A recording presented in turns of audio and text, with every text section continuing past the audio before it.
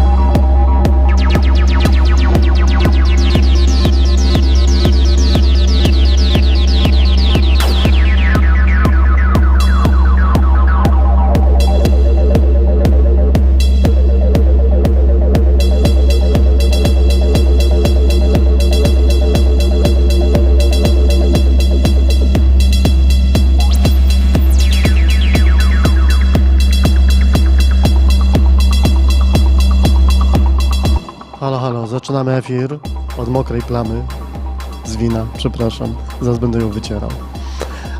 Efir wcale nie jest radosny, jakby się wydawało. Będzie poważny, melancholijny, very serious. We are waiting for first guest and it will be very live efir, I think, also. And yeah, this is the last one as a part of third season, but still I think it's not really the end of the season because we want to finish it slowly. And we have some special events in next weeks. We will say about it later, and also some plan for summer, and we're so busy. We need to have kind of a feeling that we have break. It's the trick. It's a psychological trick, but it's not a break. Yeah, so micro freak in the background, and see you soon.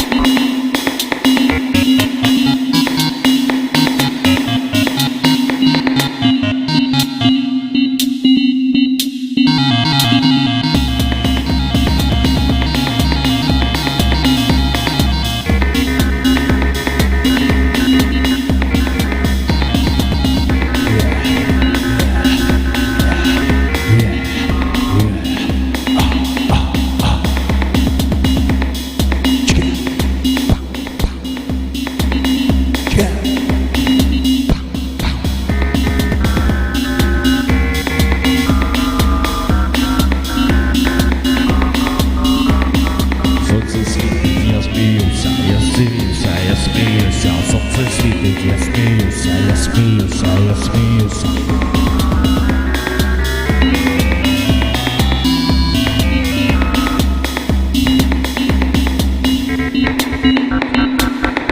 А що сонечко каже? А сонечко каже.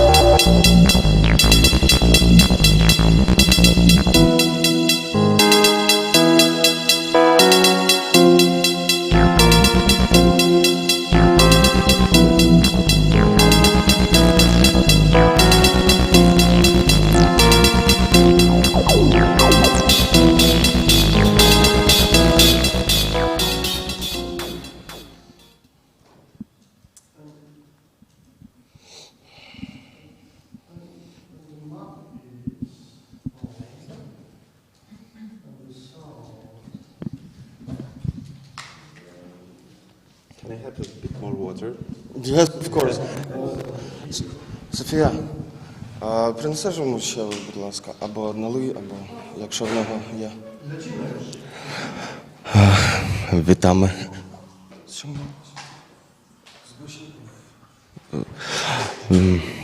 Вітаємо, друзі, на майже останньому ефірі цього сезону Україна ТВ. Ми вже в якомусь сенсі відчуваємо це ностальгічне почуття літа, яке зазвичай у нас асоціюється з чимось дуже приємним, ласковим, теплим, вільним, мрійливим, а тим паче з дитинством. До того ж, сьогодні День захисту дітей.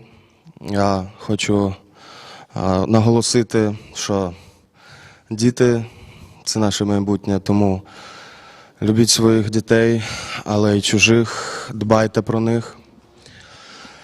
Тому що, наприклад, сьогодні, в День захисту дітей, в Києві під час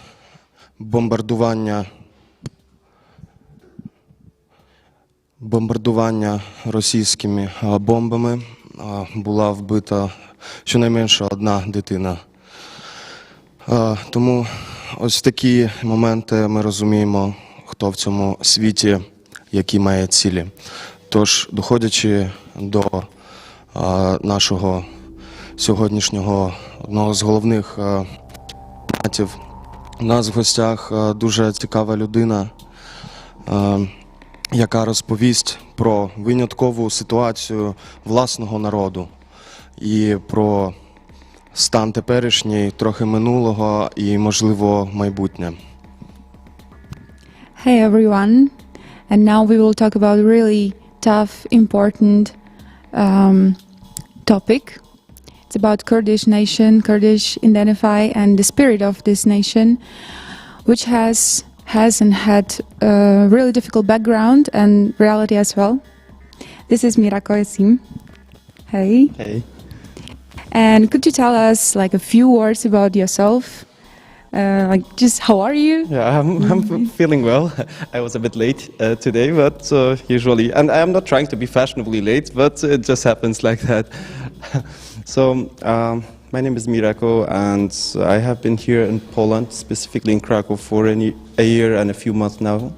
And I mean, I have been before in Krakow in 2016, and I liked the city, and I applied for masters after my bachelor's and working for a few years. So there were a few options, and I decided to study in Krakow. It's like those old European cities with the piazza and all those things. I like those, so yeah, decided to stay here, and I've been here. Krakow has been treating me well so far. I love it, and got to know many new people, many nice people. Some of them are here for studies, some others in the electronic music scene, different small communities. I also mixed the time that I have been here with the anarchists and the Antifa community here, and yeah, very nice people, very wholesome experience in general. Oh, we're really happy you like it. And could you tell us about your nationality? Some a few words, maybe just to intro.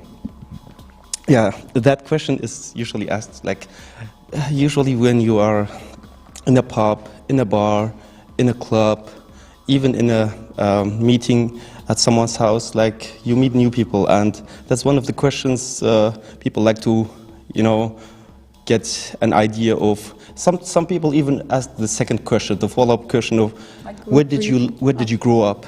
Where you are from is not enough. They ask where did you grow up, so that in order to get a picture of what cultural elements have you picked up. But yeah, usually I answer that question. I am from Kurdistan, and that triggers lots of people. Imagine this: if I told you that I am from Scotland, you wouldn't say, "Oh wait, but Scotland is not a country." Everyone knows where Scotland is because the UK is popular, and everyone knows yeah, but Scotland is not a country. It's technically a part of the UK, but it's a nation within the UK. Same thing, when although I'm specifically from the Iraqi part of, the Kurdish part of Iraq, the Iraqi Kurdistan, and that's the only part that is recognized on the map. But yeah, that triggers usually when I say I am from Kurdistan, that triggers people. For example, this map which we have in background, is it okay? Is it correct? Yeah, I mean these days, if you go back to the ethno-religious maps, the oldest ones were done by the British, and after that, if you go and check out, the Soviets and the British did ethno-religious mapping of the entire Asia, North Africa, but after that, most of the governments that came afterward were a bit, careful with, demographics, and there's not much accurate data anyways these days. So that's one of the popular ones. The other one, the green one, the smaller one that you have, is also an extended version. that one has some more details, but also, yeah, has some, irredentist dreams, maybe. Because, for example, to the south, that's a different ethnic group. They are Luri, they are not Kurdish. But yeah, that's one of the maybe more, informative maps that's out there. My region would be specifically the one in pink. Okay. In pink, beside the red one. Yeah. So I come from that region, technically a part of Iraq. I come from a small, beautiful city called Soleimani. It's a city surrounded from three sides by mountains. Yeah, we don't have deserts. Dates don't grow, although we have a very delicious brunch treat that is made from dates and egg. But yeah, the terrain is, just to give you an idea, the terrain is very mountainous, and also there's plenty of small lakes, rivers, all of that, yeah. So is the climate similar to, for example, Krakow, or no? No, it's in the 30s. It's not on the 40s usually, maybe in the capital sometimes because of the pollution and all of that, but in general it would be in the 30s in summer. We have extreme weathers, all the seasons are extreme, spring, for 2 weeks or 3 weeks, everything becomes green, extreme. It's an extreme experience. Then, yeah, like it's extreme. The winters are also like extreme. It snows in my city and all of that. We have places for skiing, yeah. And summer is a bit longer and it's a bit, yeah, the climate is hotter. It's Mediterranean weather. Okay. Really nice. When you told us something about like your area and something about food, I guess, and we were really curious about traditions or maybe some kind of language or something like this. Yeah, like I think any student of anthropology would agree with me that usually the anthropology of mountainous people is a bit different because the whole region is mountainous. Mountainous people like their independence and they don't want to abide by the rules of a centralized government in the plains. So there's always this thing about saying about Kurds, like when Kurds leave the mountains, they lose their identity. So there's that saying. There are a few other sayings that go in a similar way. But yeah, like I would say, there are a few bits and pieces of the culture. Like, for example, we have a lot of diversity. Like, if Iraq used to be a very diverse country, all the Middle Easterns used to be very diverse, but lots of things happened. That region of the world, that part of the world, didn't see much peace for many reasons, because there was always power play between, world superpowers. So because of that, lots of minorities have left. Although in my region, there's still a lot of minorities. Although like people might overgeneralize because they don't know the details. Same thing for me. Like when I came to Poland, I thought everyone in Poland is Polish, but then I discovered there's Śląsk, there are Kashubians, there's just more into it in that specific country. So same thing. Like there are Christians, there are different kind of Christians. There are Yazidis. There are like Kakis. There are many different ones. Like any of you guys have watched Hayao Miyazaki's movies? Yeah. Studio Ghibli? Yeah, of course. Okay, so imagine this. Like in most of Hayao Miyazaki's movies, you have these old men with big mustaches. Okay. You're gonna see some of those in my region, in my country. Like there are these. Small ethno-religious minorities, and some of them have these old men with big mustaches living in the mountains in solitude. So yeah, like whenever I watch Hayao Miyazaki's movies, I'm like, oh, that imagery is very familiar to me. You feel represented. Okay. Yeah, a bit. Yeah, it's. Yeah, but going back to your question, like there is just a lot of diversity in different ways. There are many small, of course, we don't like everything about our own cultures. We should be critical of our own cultures, and we want to be better. We want tomorrow to be better than today. So there are some things that I reject about my culture specifically and the culture from the greater region, but there is also many small things. Like I think, and everything is comparative. Like in my region, I think we are slightly more egalitarian compared to our neighbors, some of our neighbors. So yeah, make of that what you want, but that's one thing. There are many other things, but different parts of the region have even their own dialects, and sometimes in order to discriminate against this, this difference in languages and dialects, many regional powers say like, oh, these are just different small nations, or these are variations of our own language. So it's the denial of your existence in a way. And when they deny your existence, that leads also to, if you don't exist, then discriminating against you also doesn't exist. They allow themselves to discriminate against you. Yeah, also because if there is someone that denies your existence, it implies that there is an existence, that they want to oppress, they want, just to flatten everything. And yeah, I also want to thank you for being here today in our studio. And maybe I would like to ask you to make a small step back, because I know a bit about your culture, but I think it's really, you know, like all the history of Middle East, it's really, really complex, so I will not ask you to sum up everything, but maybe to explain to who's, listening, if you want, to share this history a bit with everyone, just, so we can go maybe in more specific question if you... Yeah, like I can give a short overview. Like I think there are these proto-nationalistic stories of like how a nation was created and all of that, and many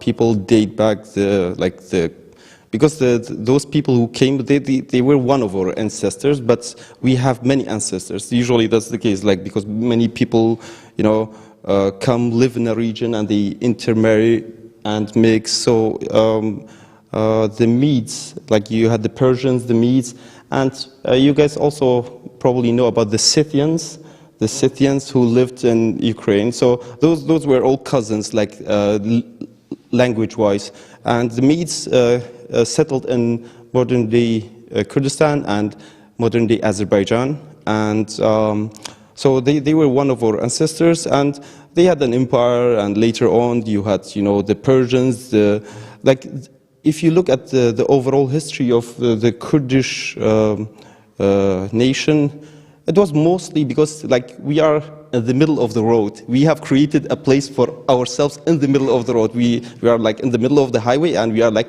we are here, do something about it. Like, we are here, what you gonna do? So we have been divided, usually between the Orient and the West at different times. The Ottomans, the Persians, the Roman Empire, the Sasanians. So it goes on and on. There were a few but if you this is the overall history. But whenever you zoom in, you do for example, the border studies of empires, you would see that these people were always independent, but they had autonomy. They had something of their own. But of course, you don't have maybe big palaces left from these small kingdoms, so it's kind of hard to piece together, and even sometimes it's hard to study these regions because there was so much war, and there are landmines, there are many things that are covering the border between Iraq, Syria, Iran and Turkey, so it's very hard. Even I had some professors coming during my bachelor's who were world-renowned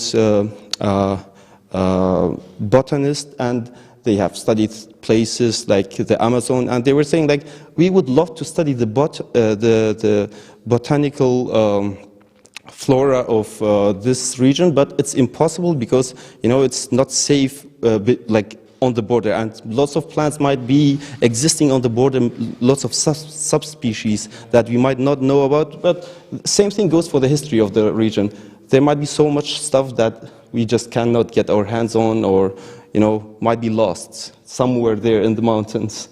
But yeah, usually that's the case, and this question has also been asked sometimes, who is maybe the most famous historical or living person from my nation? Saladin. Saladin, from the Crusaders. He is the most well-known historical person, and I can give you some other names, but those are maybe less well-known. They might be more well-known in my region, or in other subcultures like art house cinema or something like that. But going back to what I was saying, Saladin, and believe it or not, he is not the most radical guy. You should have met his teacher. His teacher was the radical guy. He was not bad for his time. He was a product of his time, and he had a bromance with Richard the Lionheart. So it's something, yeah. Yeah, and maybe, what about the language? I'm curious. Where is Kurdish categorized under which tree of within the tree of languages? I I mean, like right now, like today, nowadays, like are you speaking Kurdish? How is like is taught? How is the situation? Like in Iran, the Iranian constitution, because the Persian language is very close to, culturally we are very close to the Persians, and linguistically as well, because they are both categorized under the Iranian language. So in Iran, it's somewhat more like, it's not illegal, but it's also like under the constitution, they kind of find ways to make it impossible. Like there was a 25-year-old woman who was teaching Kurdish, and she was jailed for that in Iran. In Turkey, there's an ongoing battle. Like it was also made illegal for a long period of time. These days, you can use it privately, but like for public use, no. It's still like it's not allowed. In Syria, the Kurds in Syria, it's a completely different story. Like they were like there are many towns, and all the people in those towns were stripped of their citizenship at some point. Just they were made illegal in their own towns. They couldn't buy property. They couldn't own anything. They were just existing, and they had to get maybe someone, an Arab neighbor, to do some of the stuff that they needed on a daily basis for them. And in my region, because we are like, you know, the pain in the ass, we are the one who maybe like fought the most. Now like we kind of made sure that Kurdish, beside Arabic, is also made legal, like in the whole country. And I grew up studying everything in Kurdish, all the other subjects till high school, and we also had Arabic, English, and all these other subjects. But I studied everything in Kurdish. Yeah. Okay, so as we can see, like in like Kurdish language and Kurdish nation met really like tough situations and problems.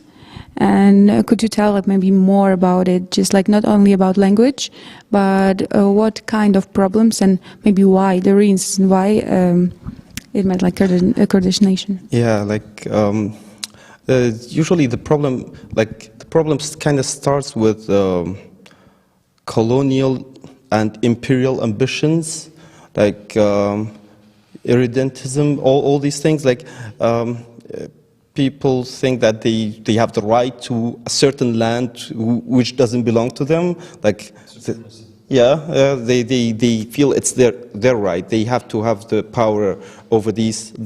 Someone needs to be their subject. So it has been like, it was the French and the British who just cut drew lines on. I mean, I know like there's some certain logic behind why they did it, and it's the same thing for most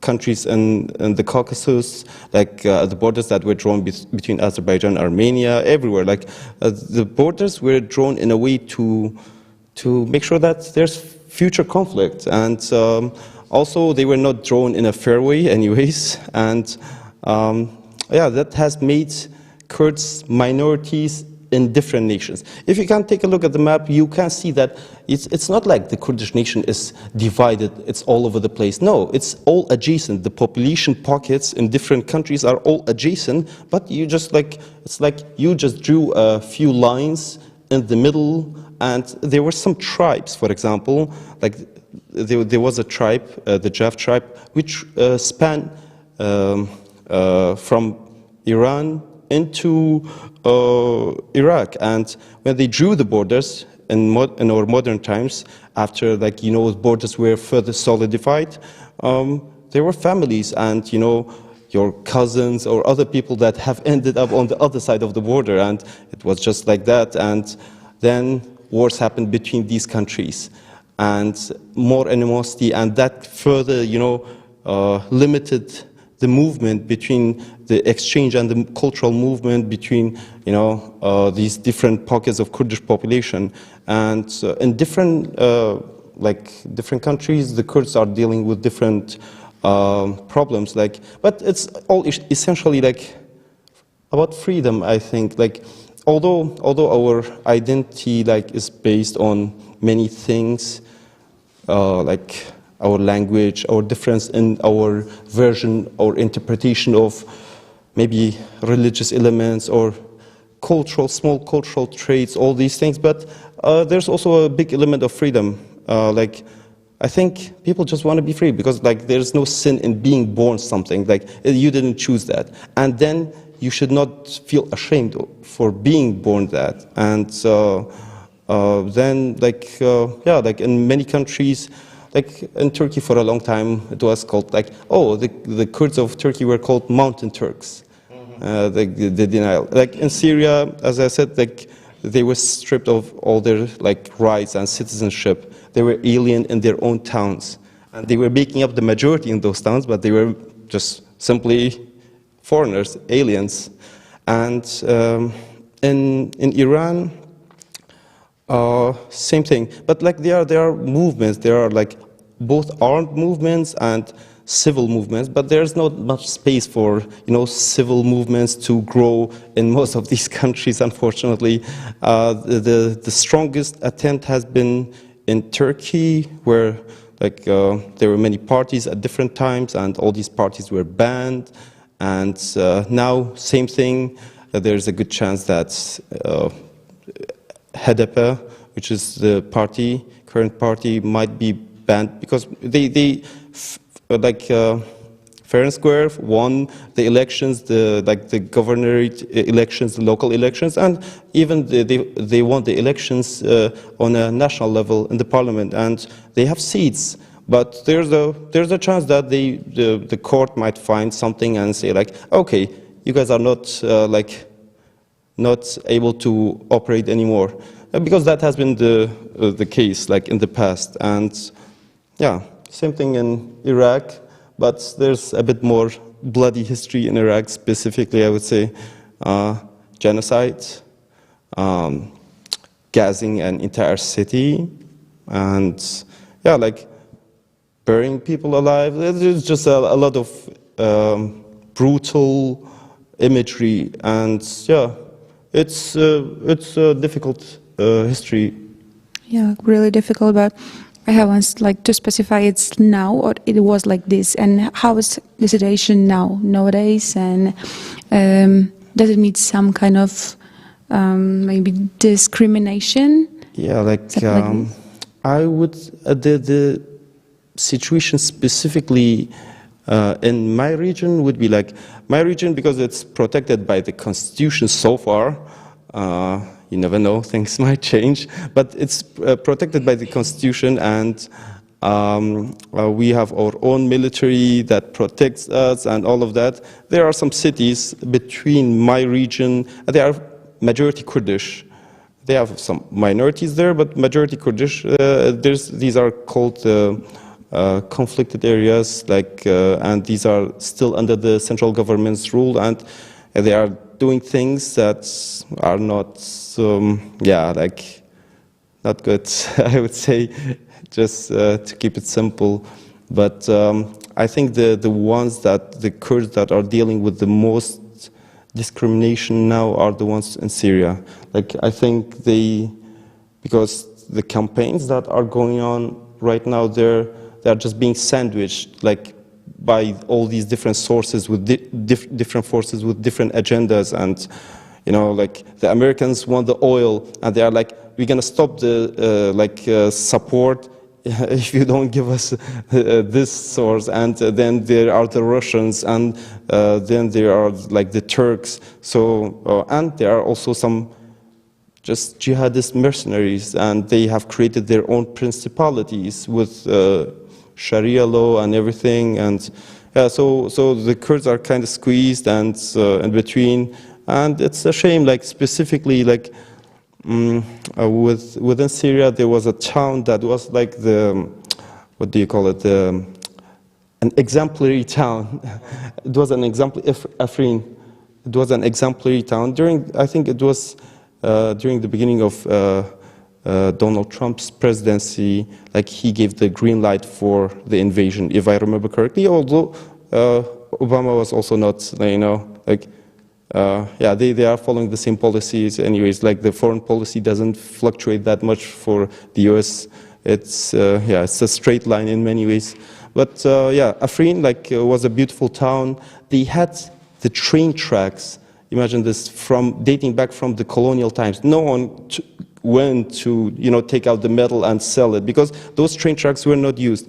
So it was there, like everything. Like people were very educated. Maybe one of the most educated towns in yeah, in Syria. And then it was invaded, and yeah, it was brutal, I would say. Like most of the shrines of the local people were destroyed. Yeah, so, and I think that there's a toxic mentality that dates back to, old times. There's this tradition. Beside the shrines, you have an old 100-year-old olive tree, most of the time in my region, and even those were cut down. Like so, yeah. Yeah, like it's really sad to hear about this, but something I want to thank you. It's I am really surprised the natural way how you started talking about your country in a way that is not mentioning this because in my mind if I think about Kurdish people and Kurdistan itself, I just imagine a nation on fire, something like this. So the fact that you are, kind of talking about what is, the cultural and your own history and what is important for you, it makes kind of, I don't know, be hopeful and validate the fact that it's important to resist, it's important to believe in freedom, and it's important to, I don't know, understand the complexity and the uniqueness of every, culture. This is something we should value, and maybe I will ask you a specific question. I'm sorry, I feel that I'm asking bad questions in a way, because you are, so, I don't know, positive, talking about this. But what I know, it's that there is you were talking about, armed forces and more peaceful source, parties that are taking an active way in trying to make it, independent. And it comes to my mind the PKK. And the thing that I want to ask you about this is not, it's too complex, but how do you feel about the fact that it's considered a terrorist, organization? And maybe what's your thought about this? It's a very touchy topic, and maybe I wouldn't consider myself the most educated when it comes to this specific topic. But so I know I have an opinion. If you go back to looking at the news, maybe 20 years ago, and or so, starting from the late 90s till this day, there are lots of acts of aggression, acts of terrorism from a group called the Grey Wolves. The Grey Wolves is an ultra-nationalist Turkish group that operates in many places, and there's even a political party that is inspired by that in Turkey. MHP, and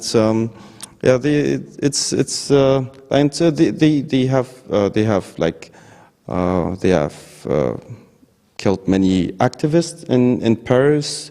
They are still doing lots of acts of aggression and all of that in Germany, because I think the largest Kurdish diaspora is in Germany, in Europe, and then you have some in France, some in Norway and Sweden, and even though today the Turkish government is blocking the entry of Finland because of the Kurdish, because there are some TV channels, independent TV channels, some activists, some other people who have escaped and who are operating there, and the Turkish government is not happy with that, of course. But yeah, going back to what you were saying, the PKK, it's a difficult topic because first of all, the political movements in my region are different.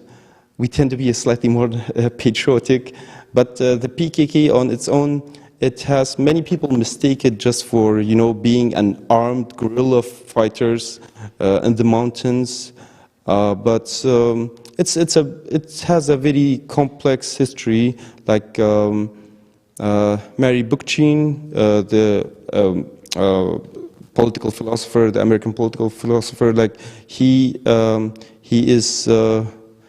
has lots of writings about communalism, and the PKK, the PKK's founder was also a follower of that philosophy, communalism, and it's different from communism, and it's quite a complex subject, and over the years they have been fighting in the mountains, and they have been having an armed conflict.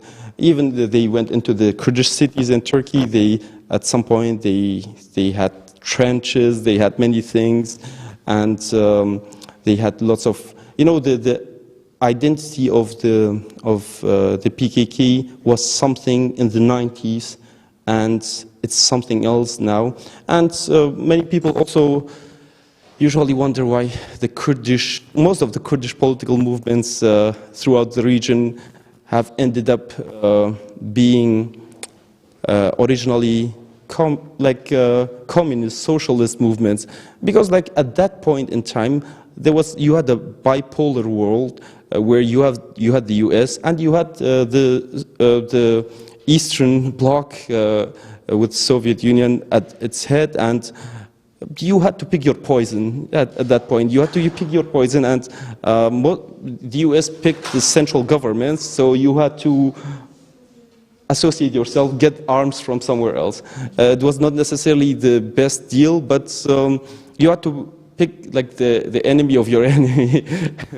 So we kind of ended up in that, and PKK same thing. And at this point in time, the armed wing of the Kurdish movement in Turkey is less active. They still exist, but they are not carrying out activities like in the 90s, where they had car bombings and all of that. They have declared a one-sided truth, and at some point also after the founder was captured and now he's in prison, many people were hoping for, maybe there's going to be a great reconciliation like the one that happened in South Africa, where the leader was let out and there was peace and everyone was singing Kumbaya and all of that, but didn't happen, unfortunately, and the leader is still in prison, and the armed wing is less active, but there's also the civil movement, which has been pushed into non-existence in some ways, especially in the 90s, because there are many stories and even films about the prison in Diyarbakir, Ahmed, which is the biggest city in the Kurdish populated area of Turkey, and but they are a grassrooted movement, so they are even stronger than the political movements in my region, I would say. And the political movements in Iran have been also dealing with a lot, and I think they are less active these days because of many reasons. Okay, thank you. Because for me, for what I learned and heard, and it was really kind of an inspiring movement, because it's really kind of controversial, the fact that it's armed. And maybe there is also kind of, I imagine, romanticization of it. There's plenty of that. Just to give you an imagery of that, lots of fighters in the PKK, and not only in the PKK, in the civil movement, they are taught to learn musical instruments. And they also, if you specifically look at the civil movement, the Kurdish civil movement in Turkey, they are pro-LGBT, they are pro like ecology. They are pro. They have picked up all the like modern Western values. So like if you look at them, they are very shiny in many ways. Like they are very nice, and I think they are in their own ways. And like I said, they have grassroots in all the Kurdish communities, and lots of Kurds in the West. They, especially who come from Turkey, they have dedicated a part of their salary or their income for the movement. Yeah. Yeah, also because I think it kind of a movement that attracts a lot of people from other countries. Yeah, like volunteers that come there, like to fight. This for me, it's really peculiar. Like. Yeah, like if like. Going back to what I was saying, like there are different flavors of Islam, and maybe the one in my region is slightly more egalitarian.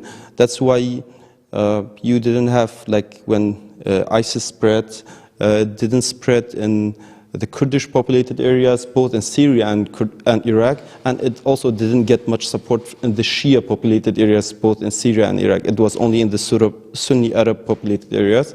And of course, like they were oppressed in their own ways. Maybe they held a grudge against their central governments. It's a very complex topic on its own. But yeah, the Kurds turned out to be quite effective when it comes to fighting on the ground. So they had also those because the Kurdish political movement in Syria and Turkey, they are the same. And initially, they uphold the same principles and philosophy. So it attracted lots of international fighters who came from different parts. Some from Africa, some from lots of people from the UK, some from France, and they were not. Most of them were also not they were not someone with a Kurdish origin. Like they were different people, and they were just attracted to the communalist ideas and also some of the Antifa ideas that the group was upholding. Yeah. Okay, thank you for explaining better. Because I feel that I have a lot of maybe misconception or misreading of this. So it's good that you are informating everyone about. So, but what do you? Yeah, I would say that it's really a pleasure to have this kind of educational possibility for us and actually for everyone who is watching, because this is kind of topic which usually is missed in public and main informal spaces. And I heard a really, I can't say funny, but thing when you say it like this. In Turkey, they were calling Kurdish who living in mountain, like how you say, like mountain Turks. Mountain Turks. Yes. Yeah, and this is a typical kind of imperialist like bottom. Yes. Just to minimize feeling of people of being someone, like erasing their identity. Because, for example, for a long period of time, Russia was calling Ukrainians and Ukraine as small Russia. And small Russians, like people, who lives on territory. And even now they are pushing really strongly, rewriting the history that Ukraine was made by Lenin, in the beginning of last century. So now, as I see, we are on the side of resistance. And I think really important is to still have hope and to share this hope, because in such difficult times people may lose any hope and any vision of future, mostly after some strong things which happens in their life, like losing someone from his family or relatives. And the most important is to share information, speak up loudly, and give possibility to talk people who deserve to be heard. Thank you. I think there's a lot of, if I may add, if this is my final word, if I may add this, there are some similarities. Although my nation, the identity of my nation might be built on linguistics or many other things, but there's something that I think we do share, like Ukrainians and Kurds, like. I think it's freedom, because the people who escaped the Commonwealth, the Polish-Lithuanian Commonwealth, were considered the misfits of the Commonwealth, the people who didn't want to pay taxes. But also you can look at it in the way that they were trying to, they valued a different lifestyle that valued freedom, and they created something of their own. And they wanted to keep that lifestyle, and there are many. I'm always amazed by that, and also the communal experiments that happened after World War I in Ukraine. I think there's a lot of attempts. Like parallel situation. Yes, exactly. Okay. So. Thank you very much. I'm really happy to see you here, and hopefully not last time even. Thank you for having me. Yeah, exactly. For me, well, at the beginning you said this question about nationality comes as a second when you meet someone in a pub or something. I personally trying to avoid putting this question because it's really typical, and for example in USA it's totally like, hi, where are you from? This is like this sentence, yes. And my mom used to live in USA, and when she came back, she was like, hi, where are you from? Staying in Ukraine with Ukrainians, mostly 95%, hi, where are you from?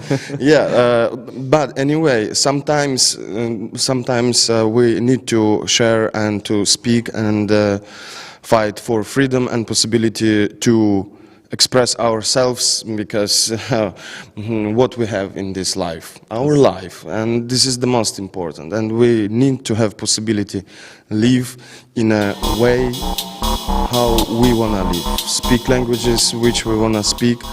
At the land, of course, usually the land is questioned, most of the problems are about land, but let's respect at least people who deserve this respect, like Kurdish people. Thank you very much. Thank you for having me. Thanks a lot. It was really nice.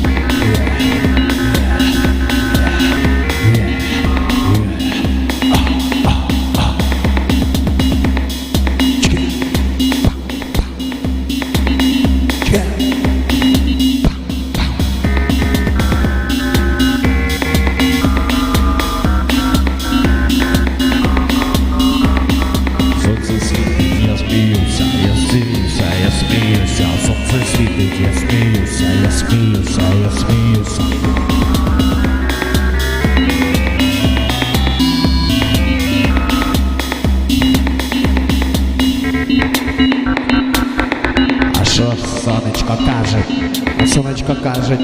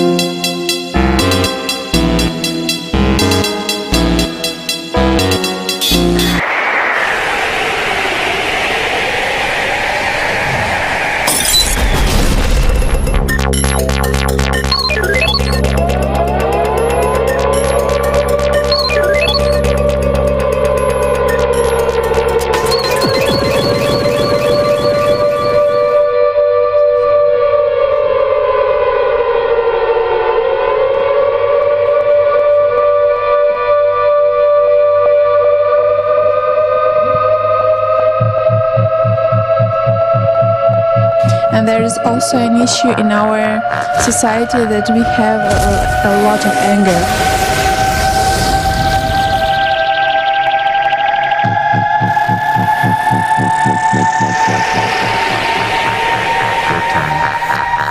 How to think non-sovereignty of the present as a state one could flourish in.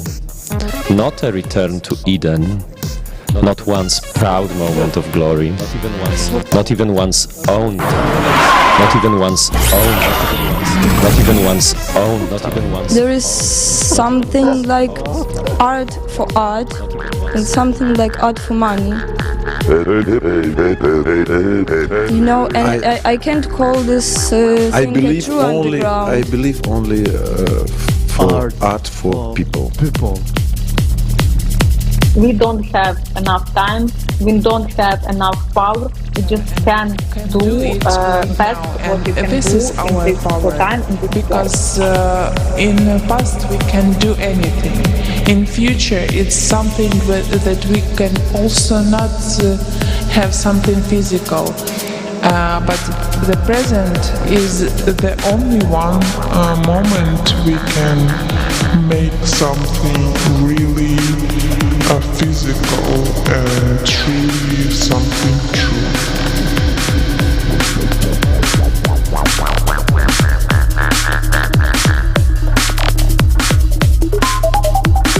Halo, halo. Ukraina TV, ciąg dalszy. Pop-up studio na strychu. We are at the elementarz dla mieszkańców miast gallery. And no, I'm mixing. And Arek Półtorak, dawno cię u nas nie było, dawno mnie też tam nie było, więc postanowiłem zrobić taki miks. Wymieniliśmy się koszulami, wymieniliśmy się trochę wspomnieniami czasami. Jesteśmy na wystawie Marii Łobody. Tuż obok nas jest też pani, która czeka i my czekamy na nią przede wszystkim i będziemy dzisiaj troszkę o tym rozmawiać. Kontynuujemy w jakimś sensie wątki dekolonizacyjne, które w pewnym sensie nieśmiało pojawiły się w rozmowie przed chwilą dotyczącą wątków kurdyjskich, a co jakiś czas wracają te tematy, kiedy rozmawiamy i o wątkach ukraińskich, i o wątkach w ogóle naszego regionu, takiego hotspota Europy Środkowej, który na różne sposoby w nas też rezonuje. Powiedziałbym też osobiście, a w ostatnim czasie bardzo mocno. Nie wiem, czy dzisiaj na ten temat będziemy więcej rozmawiać, ale my tym mocno ostatnio żyjemy. Arek, gratulacje przede wszystkim. Zostałeś szefem polskiej sekcji AIK. Nie wiem, czy w tym wstępie nie jest wszystkiego za dużo, tak jak naszej scenografii, ale najpierw o wystawie Marii Łobody może, która jest naszym tłem i o elementarzu ogólnie. Dzięki za to wprowadzenie. Rzeczywiście było tego dużo, ale mam właśnie wrażenie, że generalnie wszystkiego jest ostatnio za dużo. To jest moje dominujące poczucie w tej chwili. No i trudno, musimy sobie z tym radzić. A przynajmniej ja muszę na swój własny rachunek z tym, co sobie nagotowałem. To, co widać, no to jest wystawa Marii Łobody w elementarzu dla mieszkańców miast. To nie, ale czuję się jakoś dobrze z tą istotą, bo między wystawami strych jest pełen różnych istot, od gołębi przez kleszcze po najrozmaitsze przedmioty codziennego użytku. Wystawa Marii odbyła się w 2020 roku. Więc to jest zdjęcie archiwalne, nosiła tytuł Two Ribbons Engaged in an Aerial Combat. A samo miejsce, elementarz dla mieszkańców miast, mieści się przy ulicy Adama Snyka 7 i współprowadzę to miejsce z Leoną Jacewską, znaną również jako DJ Charlie, i krytyczką oraz kuratorką Martyną Nowicką. No, prowadzimy je już od 2016 roku. I jakoś nam się tę działalność udaje przedłużać z roku na rok. Chociaż w sposób zupełnie nieregularny. Zaczynaliśmy od wystaw lokalnych krakowskich artystów, mając takie poczucie, że trzeba udostępniać ludziom przestrzeń, żeby mogli bez pewnych instytucjonalnych protokołów i ograniczeń, chociaż z ograniczeniami może budżetowymi, aczkolwiek te nie zawsze są najbardziej bolesne, jak pokazuje praktyka, żeby bez tych pierwszych ograniczeń no, mogli realizować, testować jakieś swoje pomysły, które no, jeszcze nie znalazły swojej formalnej artykulacji. A od jakiegoś czasu już nie działamy tak bardzo lokalnie, powiedziałbym, zaczynamy działać glokalnie. Przyjechała do nas między innymi z Londynu Marysia Lewandowska w trakcie pandemii, przeprowadziła przepiękne warsztaty. No i tydzień temu zamknęliśmy wystawę, która była takim w gruncie rzeczy podsumowaniem tych warsztatów. Wystawę Materiality of the Conversation, materialność rozmowy, z udziałem Marysi Lewandowskiej właśnie, z udziałem Agaty Biskup, która brała udział w warsztatach jako, tak ją nazywamy, po Tokarczukowemu, jako czuła słuchaczka i stworzyła piękną edycję prac zatytułowaną właśnie Materialność rozmowy.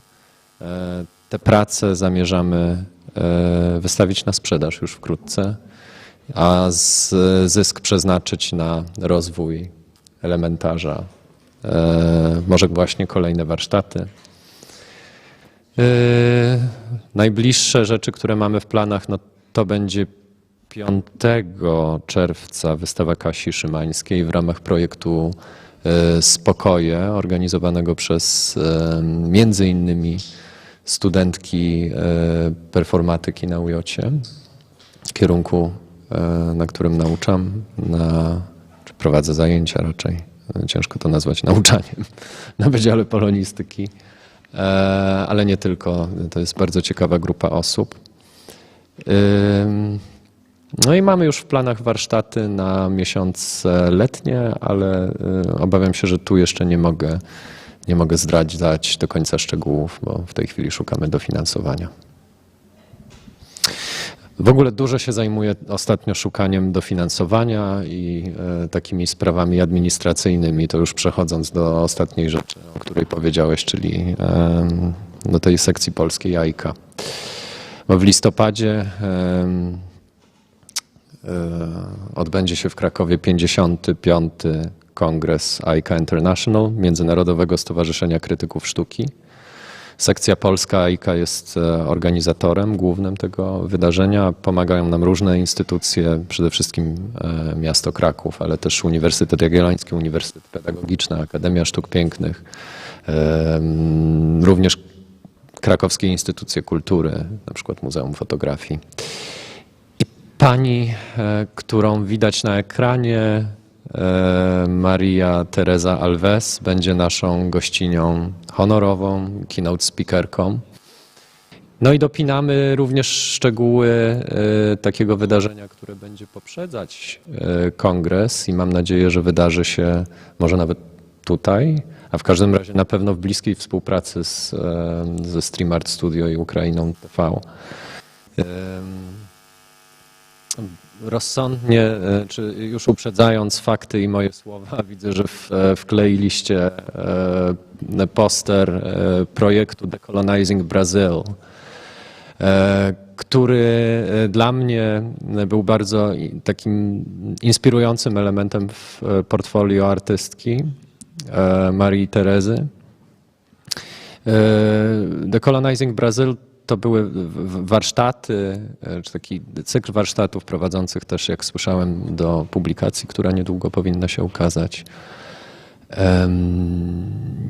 poświęconych no właśnie spekulacjom, fantazjom o oddolnej transformacji instytucji kulturalnych i edukacyjnych, która pozwoliłaby wybrzmieć głosom z pomiędzy tych nowoczesnych, postępowych i kolonialnych narracji, które wykluczają głosy indygenne, pewne rozumienie lokalności, które jest właśnie związane ze słuchaniem najbliższego otoczenia i wsłuchiwaniem się w potrzeby ludzi i nie ludzi tych najbliższych, z którymi ma się najżywsze i bardzo żywotne związki. Pomyślałem sobie, że to jest projekt, który warto by w jakiś sposób przeszczepić. Może to nie jest właściwy czasownik.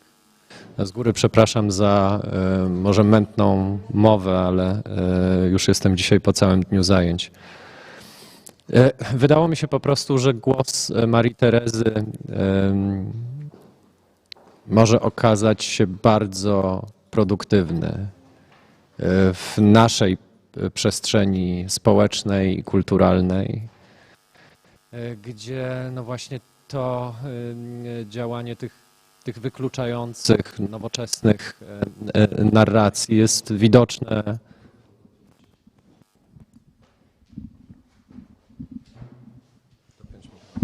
Halo? Nie działa? Musimy wymienić mikrofon. Halo? Bo to ważne, co mówimy. Albo zamieńmy. Ale to jest kwestia kabla?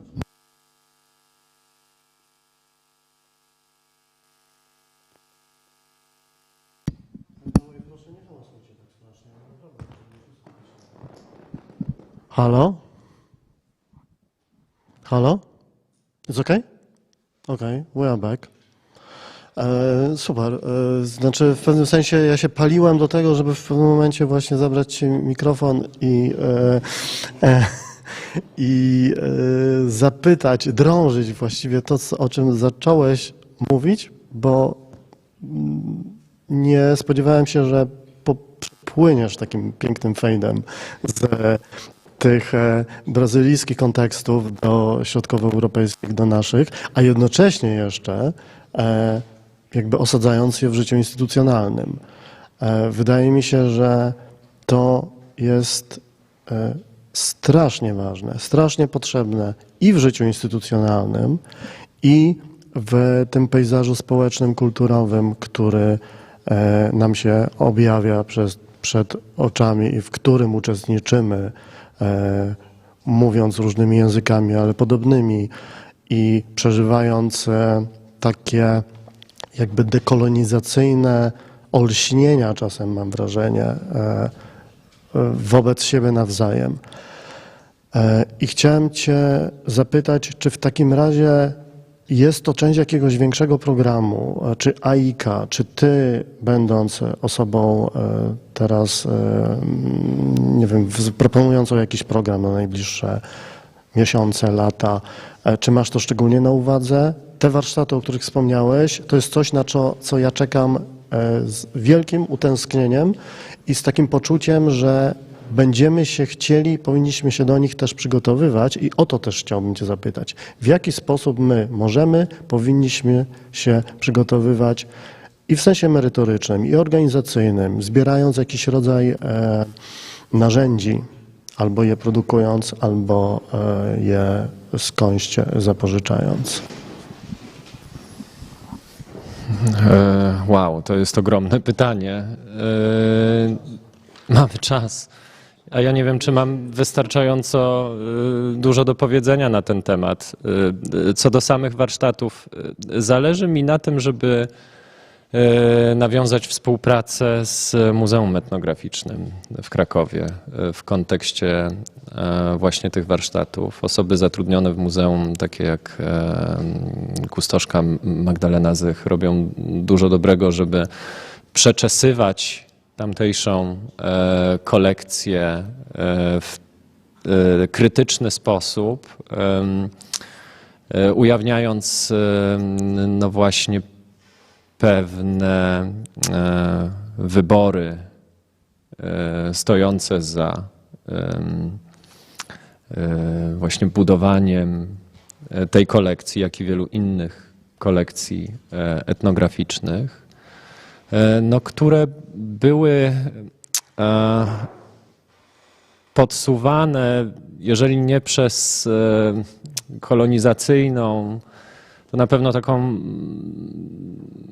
no, modernizatorską mentalność, która no, traktuje artefakty, obiekty etnograficzne jako coś, co leży w cieniu nowoczesności.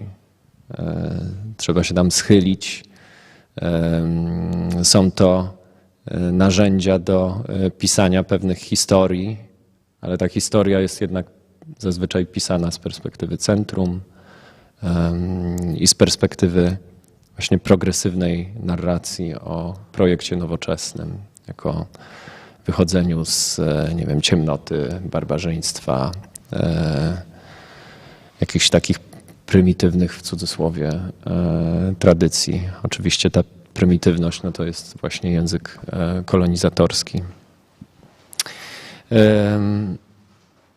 I ponieważ Maria Teresa chciałaby zająć się czymś manualnym, na przykład odtwarzaniem pewnych artefaktów, no to myślę, że współpraca z Muzeum Etnograficznym okaże się w tym kontekście bardzo przydatna. Ale takim impulsem dla mnie osobiście, żeby Marię Teresę zaprosić do zrobienia tych warsztatów, była tak naprawdę wizyta na wystawie Polskie Style Narodowe jakiś czas temu w Muzeum Narodowym w Krakowie, która no, w myśl tej koncepcji narodowego modernizmu Andrzeja Szczerskiego, dyrektora instytucji, no, próbowała dowodzić, że rzemiosło czy sztuka, nie wiem, łemkowska, sztuka z Huculszczyzny, że to wszystko można pomieścić właśnie pod takim terminem, parasolem jak polskie style narodowe. I wydaje mi się, że to jest A, przestarzały, jakiś archaiczny styl myślenia, B, on jest również niebezpieczny. Chciałem właśnie powiedzieć, że on jest przede wszystkim niebezpieczny dzisiaj. Tylko pytanie, czy on jest archaiczny, czy to nie jest pewnego rodzaju zamach na dwudziestowieczną właśnie tą modernizacyjną tradycję z perspektywy konserwatywnej, ale paradoksalnie uderzającej w słabość tych narracji modernistycznych, już historycznych. Nie? I tu jest takie moje pytanie do ciebie jako i kuratora, i krytyka, i akademika, jako osoby, która podejmuje te zagadnienia i ma pewnego rodzaju obraz życia instytucjonalnego w Polsce. Czy ono jest gotowe na tego rodzaju refleksję krytyczną, też samokrytyczną, autokrytyczną, nie? Taki rodzaj przemyślenia tego uwikłania w tą nowoczesność instytucji polskich, które przez ostatnie 30 lat chciały być coraz bardziej profesjonalne, w tym sensie właśnie budowania coraz mocniej tych hierarchicznych narracji. I w momencie, kiedy myśmy sobie uświadomili, że one są jakąś ślepą uliczką, pojawia się jednocześnie Szczerski, który je krytykuje, ale od strony konserwatywnej, budując narracje spójne, niebezpieczne, konsekwentne, nowe lokalnie, może nie tylko lokalnie, ale właśnie takie, które bardzo możliwe, że stają się nawet już w tym momencie ważniejszym i bardziej niebezpiecznym kontekstem do tego, żeby szukać jakby trzeciej drogi, kolejnych narracji, które uwolnią nas z tych modernistycznych marzeń, które wciąż są niespełnione i jednocześnie pomogą nam pracować krytycznie wobec tych konserwatywnych narracji Szczerskiego, których obawiam się, że będzie coraz więcej. Trzy rzeczy. A propos tego, co powiedziałem o tym, że ta koncepcja narodowego modernizmu jest jakaś przestarzała. Może to było złe słowo. Jest zbudowana na starym silniku konceptualnym, który zupełnie nie licuje właśnie z moim zdaniem wartościowym myśleniem o lokalności, dekolonizacji, nowych formach relacyjności, które pojawia się dzisiaj na gruncie polskiej humanistyki, nie tylko polskiej oczywiście. No i no, takie podstawowe diktum tej nowej, współczesnej humanistyki jest chyba właśnie to, żeby nie budować takich terminów parasoli, pod którymi można zmieścić wszystko i jednak zaczynać od konkretnego przykładu. co nie znaczy jakiegoś takiego fetyszystycznego przywiązania do lokalności jako tego, co tutaj pod tym dębem, pod tym flamingiem, bo każda lokalność jest pewnym węzłem splatającym różne relacje i podmioty. Więc to uwaga terminologiczna. Zanim przejdę do własnych opinii, czy powrócę do ich sączenia dalej, no to chyba muszę wspomnieć, odpowiadając też na twoje wcześniejsze pytanie, którego jeszcze nie skomentowałem, co my jako AIKA będziemy robić. No na przykład w ramach tego kongresu, którego tytuł brzmi Contested Infrastructures, Art Criticism and Institutionalization of Art, czyli można powiedzieć kontestowane infrastruktury, krytyka sztuki wobec jej instytucjonalizacji. No na tym kongresie będziemy, mam nadzieję, rozmawiać właśnie o konsekwencjach pewnych strategii instytucjonalnych w Polsce i nie tylko w Polsce. Już, co prawda jeszcze nie mamy uzgodnionej listy osób występujących, ale chyba nie zgrzeszę, jeśli powiem, że mamy zgłoszenia z najróżniejszych stron świata, tych bliższych i tych zupełnie dalekich. I na pewno odnajdzie się w programie konferencji miejsce na dyskusję właśnie o tym, o czym mówiłeś, ambicjach dotyczących budowy sieci instytucjonalnej w polskim sektorze kultury, a szczególnie w sztuce. Porozmawiamy nawet o historii sekcji polskiej AIKA i roli naszej organizacji w tym procesie budowy. A jeśli pytasz o moje prywatne zdanie, no to jest bardzo złożona sprawa,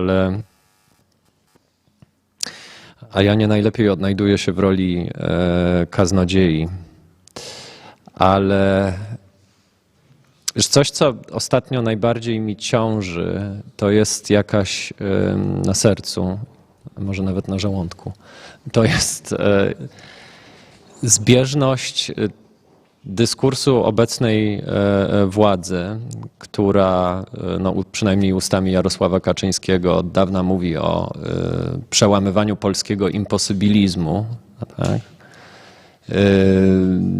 Czyli potwierdzanie, że można rządzić twardą ręką, podejmować pewne decyzje, tak, nie licząc się z okolicznościami, decyzje suwerenne, zmieniać ład instytucjonalny zależnie od potrzeb politycznych. To jest coś, z czym moim zdaniem należy walczyć. Angielski poeta John Keats kiedyś ukuł takie piękne wyrażenie negative capacity, zdolność negatywna. I ta zdolność negatywna w języku Keatsa oznaczała zdolność jednostki, a w szczególności poety, do znoszenia długotrwałych stanów zwątpienia i niepewności. Myślę, że ten termin można wyabstrahować z kontekstu poetyckiego i on dla mnie opisuje taki rodzaj postawy czy afektywnego usposobienia, który jest kluczowy dla demokracji, rozumianej jako pewien proces. Dla mnie imposybilizm, czy przełamywanie imposybilizmu, do którego nawołuje Kaczyński,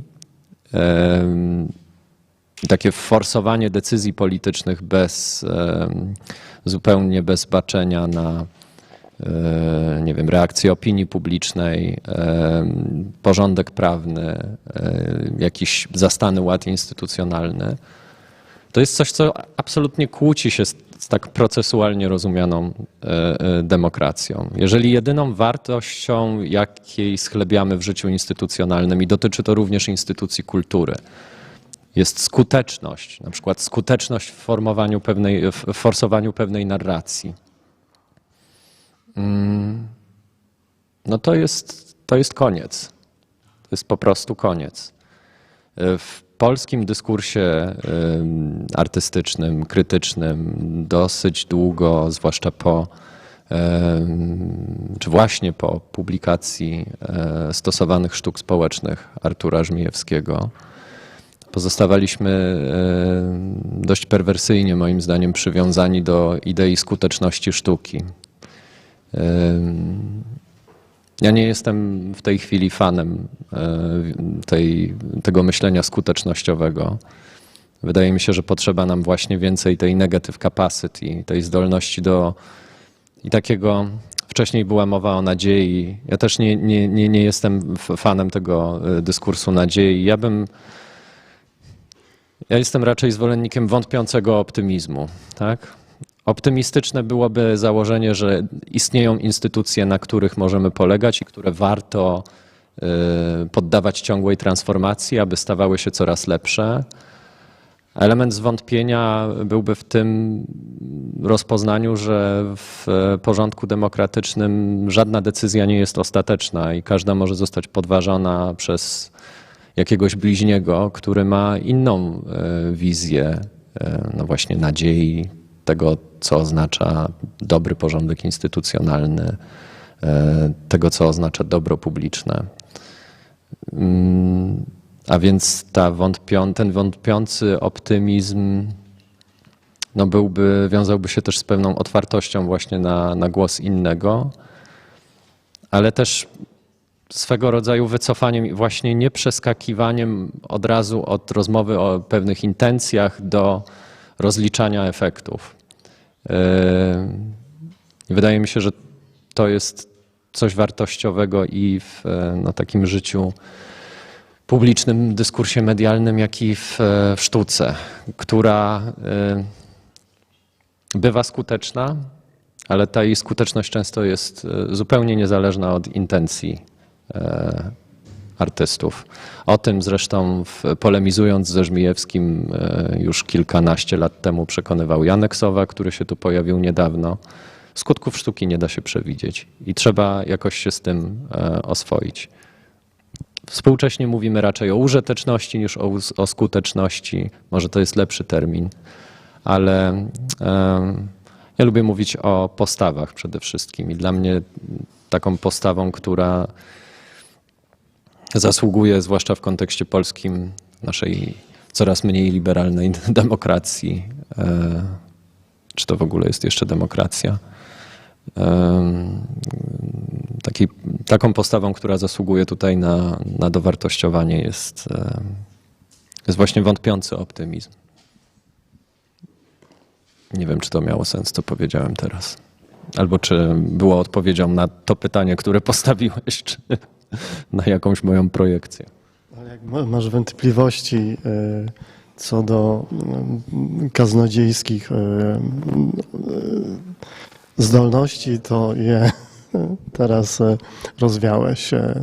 Było to może nie kaznodziejskie, ale na pewno no, takie inspirujące, dające też wgląd właśnie w jakąś taką miękką, nie wiem, nawet nie metodologię, filozofię bycia w procesie, nie? I wobec instytucji, wobec świata. Ja bym ewentualnie zapytał o kontekst może nie tylko polski, tylko kontekst ten środkowoeuropejski, nie? Bo staram się sam myśleć bardziej w ten sposób i o instytucjonalności, i polityczności, i o tym, i o dekolonizacyjnych praktykach, i solidarnościowych. I tutaj też szukamy narzędzi, szukamy języków.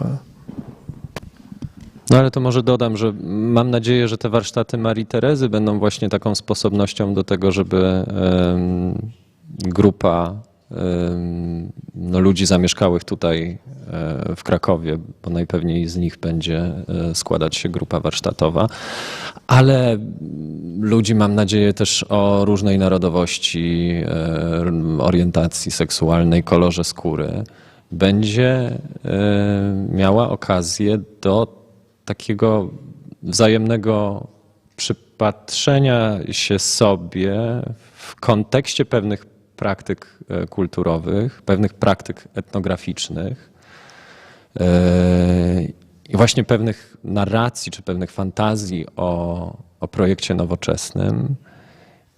To może nie być bezpieczna w cudzysłowie albo no, bardzo komfortowa sytuacja, ale wierzę, że ona właśnie przysłuży się do krzewienia takiego wątpiącego optymizmu, którego założeniem jest, że możemy być ze sobą razem, rozmawiać i współżyć, pomimo tego, że się różnimy, a może właśnie nawet dlatego, że się różnimy, te rzeczy, o które możemy dbać wspólnie, jak choćby to studio, warsztaty, sympozjum, efir, że te rzeczy mogą się jeszcze lepiej rozwijać dzięki tym różnicom. Już gadam jak kaznodzieja, więc Roman, daj mi spokój. O właśnie, to może o spokojach jeszcze na koniec. Zapraszamy 5 czerwca na wernisaż. Z tego, co pamiętam, w godzinach popołudniowych, około chyba 14 i 15 odbędzie się tam dyskusja, natomiast w godzinach wieczornych oficjalne otwarcie wystawy to będzie najpewniej po 18. Akurat nie mam doskonałej orientacji w tych sprawach, natomiast warto zaglądać na profil elementarza dla mieszkańców miast na Facebooku. Po ataku hakerskim musieliśmy założyć nowy, no ale jest, albo Instagram asnyka7, albo no możecie też szukać właśnie projektu Spokoje właśnie we wspomnianych mediach społecznościowych i tam znajdziecie pełną informację. Wystawa będzie otwarta do 10. Tak, wystawa Kasi Szymańskiej z pierwszego roku studiów magisterskich na Wydziale Intermediów ASP, czyli tutaj tuż obok albo jakby tu, stąd. Wczoraj z Kasią rozmawialiśmy trochę o tym projekcie. To jest też takie jej czułe, czujne, procesualne poszukiwanie światła, jakichś relacji w tej przestrzeni, bardzo takich abstrakcyjnych, ale jednocześnie właśnie zadających pytanie o takie przestrzenie odpoczynku, spokoju, relaksu i o w ogóle, bo też trochę rozmawialiśmy o tym przez ostatnie miesiące, o to, czym ten spokój teraz i czym ten takie wyciszenie, taki relaks jest, może być, a też czym czasem jest w takiej formule ucieczki, albo jeszcze inaczej, jak czasami wzbudza poczucie zawstydzenia wobec tego, że ten potencjał spokoju jest bardzo niesprawiedliwie rozdystrybuowany w świecie i nie tylko w świecie, bo myśmy sobie do niedawna nie zdawali sprawy, że to nie dzieje, to nie dotyczy gdzieś tam jakichś dalekich obszarów, tylko bardzo blisko, absolutnie nie ma spokoju. I też odnajdywanie spokoju w sobie wśród naszych bliskich osób, tutaj nawet, mieliśmy też takie rozmowy. Czasami wzbudza rodzaj nawet poczucia zawstydzenia, winy. Bardzo skomplikowane relacje, które wytrącają nas też z tego takiego indywidualistycznego porządku. Tego właśnie wymeliorowanego, modernistycznego myślenia o sobie, samym. No skomentuję to tylko tak, wbrew temu, co powiedziałem, o co cię poprosiłem, spokój nie jest święty, jest przywilejem, ale wydaje mi się, że dziewczyny pracujące nad tym projektem są też świadome, że bywa koniecznością i no, z szacunku dla nas samych, zwłaszcza ci z nas na przykład tutaj obecnych, którzy angażują się cały czas w jakieś akcje aktywistyczne. No wiesz, trzeba się chronić przed wypaleniem. Więc przywilej i konieczność w jednym. Dosyć straszna podwójność.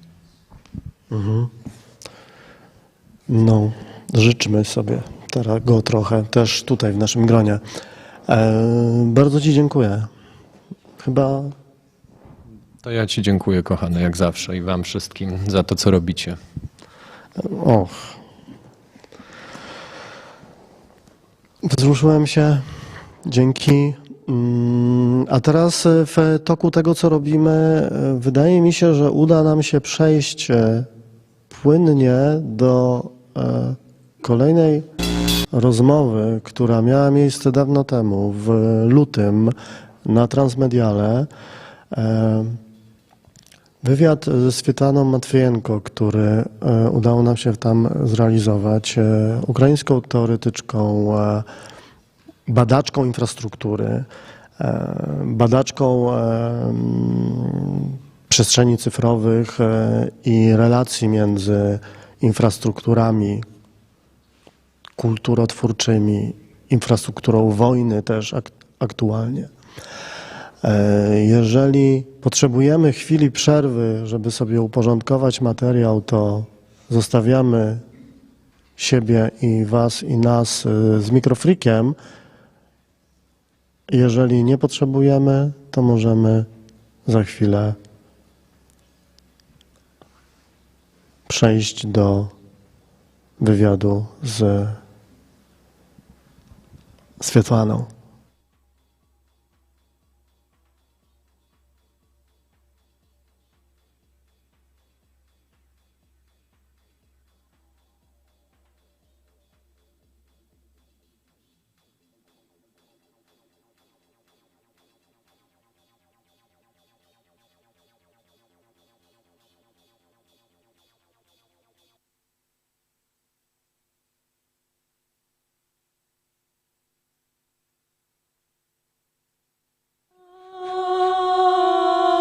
What does it mean to wait for the war? Шановні друзі, сьогодні у Кракові очікується вітряна погода, можливі осадки у вигляді сльоз нашого прекрасного неба.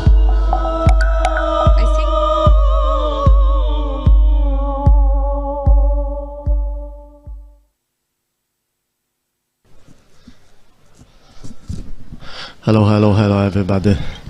Ukraina TV pop-up studio. So we are here and it's a big pleasure to have Swietłana Matwiejenko in our pop-up studio. And first I would like to ask you about some, I don't know how to call it, maybe it's a bit historical roots of your investigations. But when I start to think about this, it's also still a question about tools, or maybe a metaphor of weapon, which is stronger, much stronger now, but maybe it's important to ask also about this kind of terms and new language that we need to talk about this armed democracy, that I mix few things together now, but it's kind of the introduction, and I try to put few things together. But the question is about your collaboration with DJ Spooky, Paul de Miller, and the project about application imaginary app, and yeah, maybe something about this project, and then about some continuation of this topic and potentiality of app now in different contexts or changing context. Thanks so much for inviting me for this conversation. And indeed, even though that project, Imaginary App, really looks like quite, forgotten and old and whatnot. But you are absolutely right. It has certain potential for thinking, for speculating about certain developments today, even in the context of war. But let's begin with that context of play, which apps really represent. And indeed, back in 2009, 2010, 2011, when apps became such a big thing, there was not much written about apps, and that's how this project came to be in this empty space, right? So in empty, it was a niche. It's a possibility to theorize apps, precisely with this idea that apps introduced, that everything is so close, that you can do everything so immediately, that everything is at the tips of your fingers, a very famous catchphrase at that time. And we decided to invite very different thinkers, also engineers and artists, philosophers representing different theoretical and political kind of realms, to speculate and to think about what apps represent in any dimension, and what is that possible development that this new thing kind of posits for the future. Even then, while we were kind of thinking about playfulness a lot, for me, who studied cybernetics and theory of cybernetics, I know that everywhere behind playfulness there is something military. Behind gaming, of exactly, course. Exactly. That is very symptomatic for modern culture, modern technology, etc., that those two realms, they converge. At a particular time, depending what is happening in the political, economic and other contexts, one of those sides come forward. Sometimes look a little too peaceful, other times are a little too military. But they are not separate. They actually would represent this modern convergence of war and peace. And maybe at that time we really theorized a little more of playfulness and so-called peacefulness.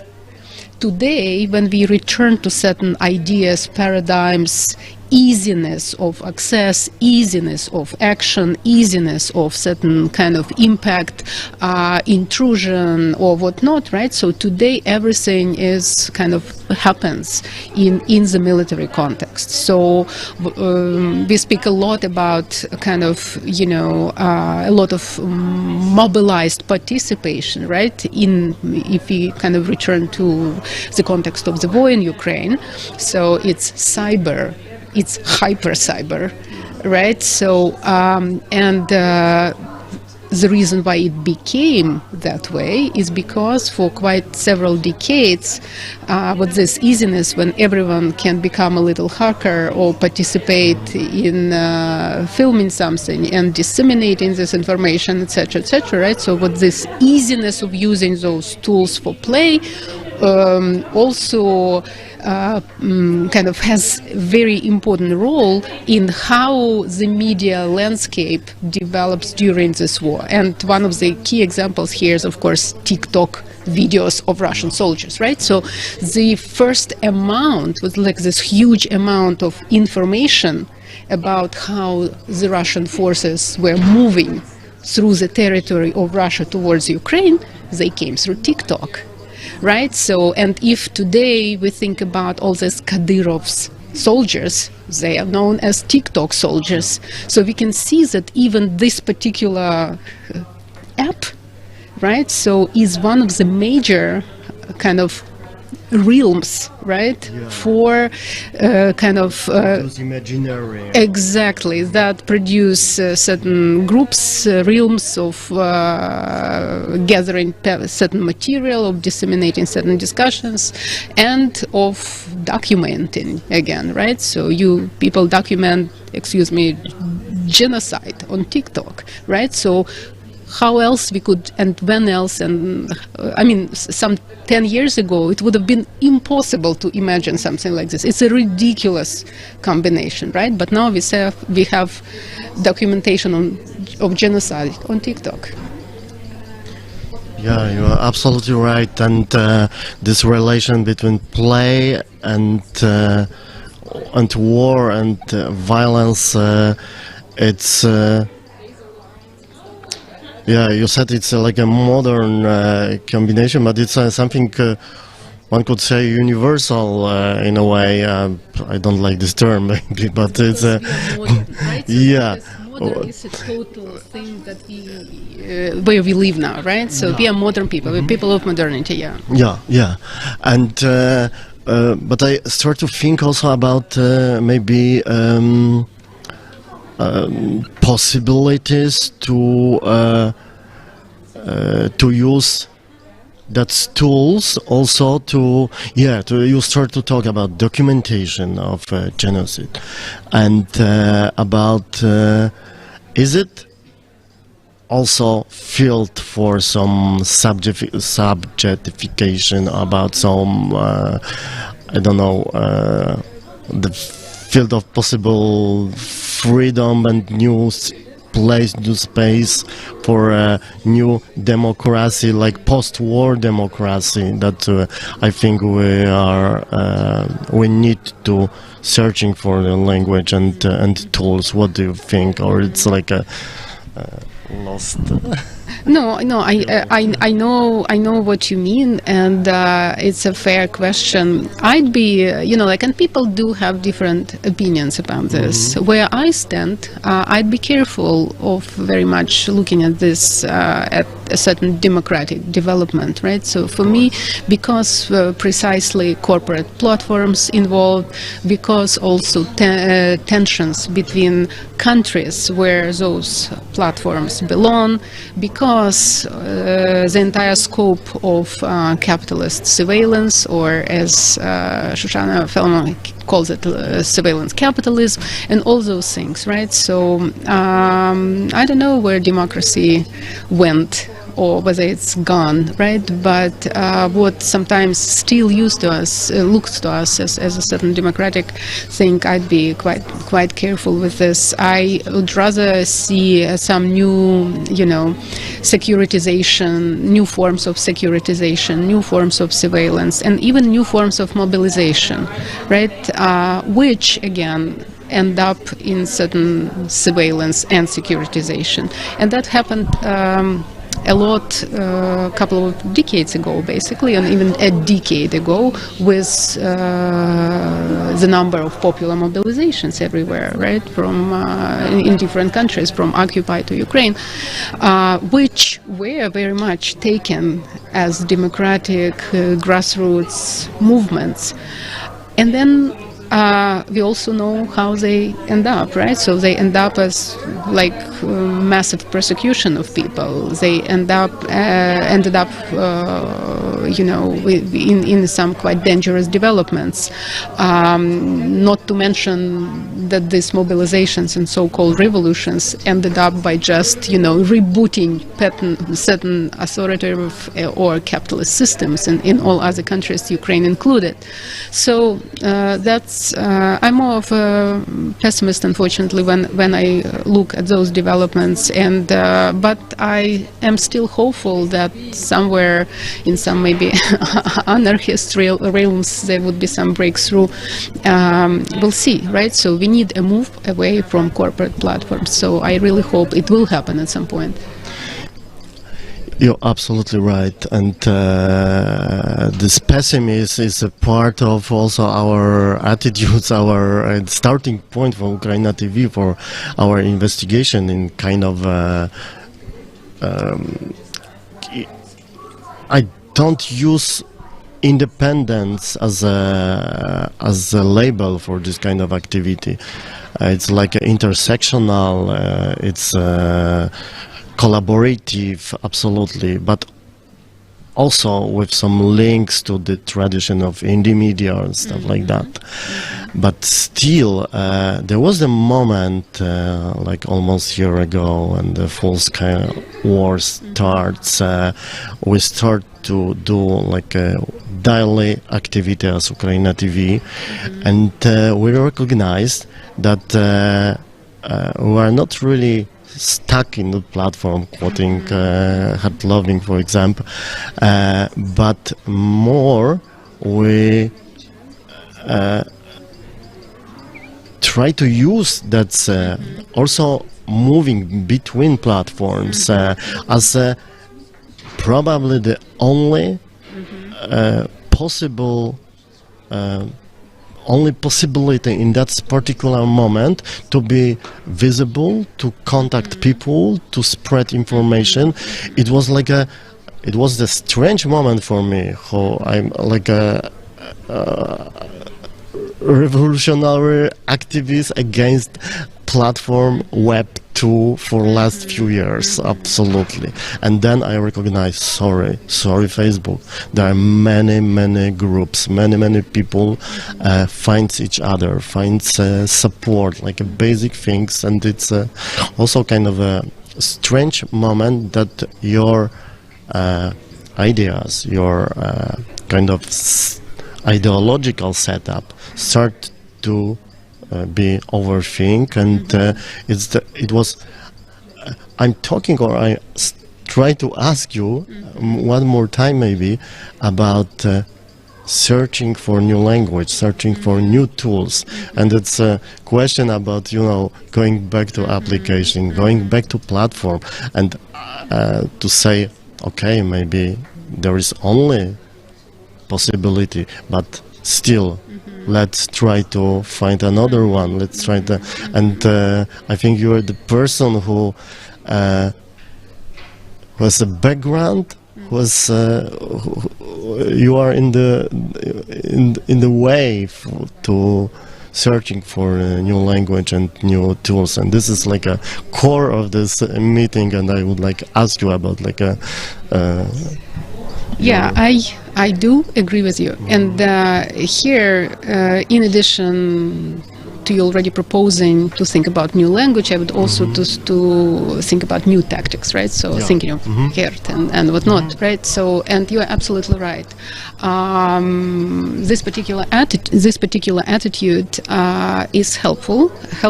I mean, like we are thinking, we are noticing a new type of behavior, user behavior, without allegiance.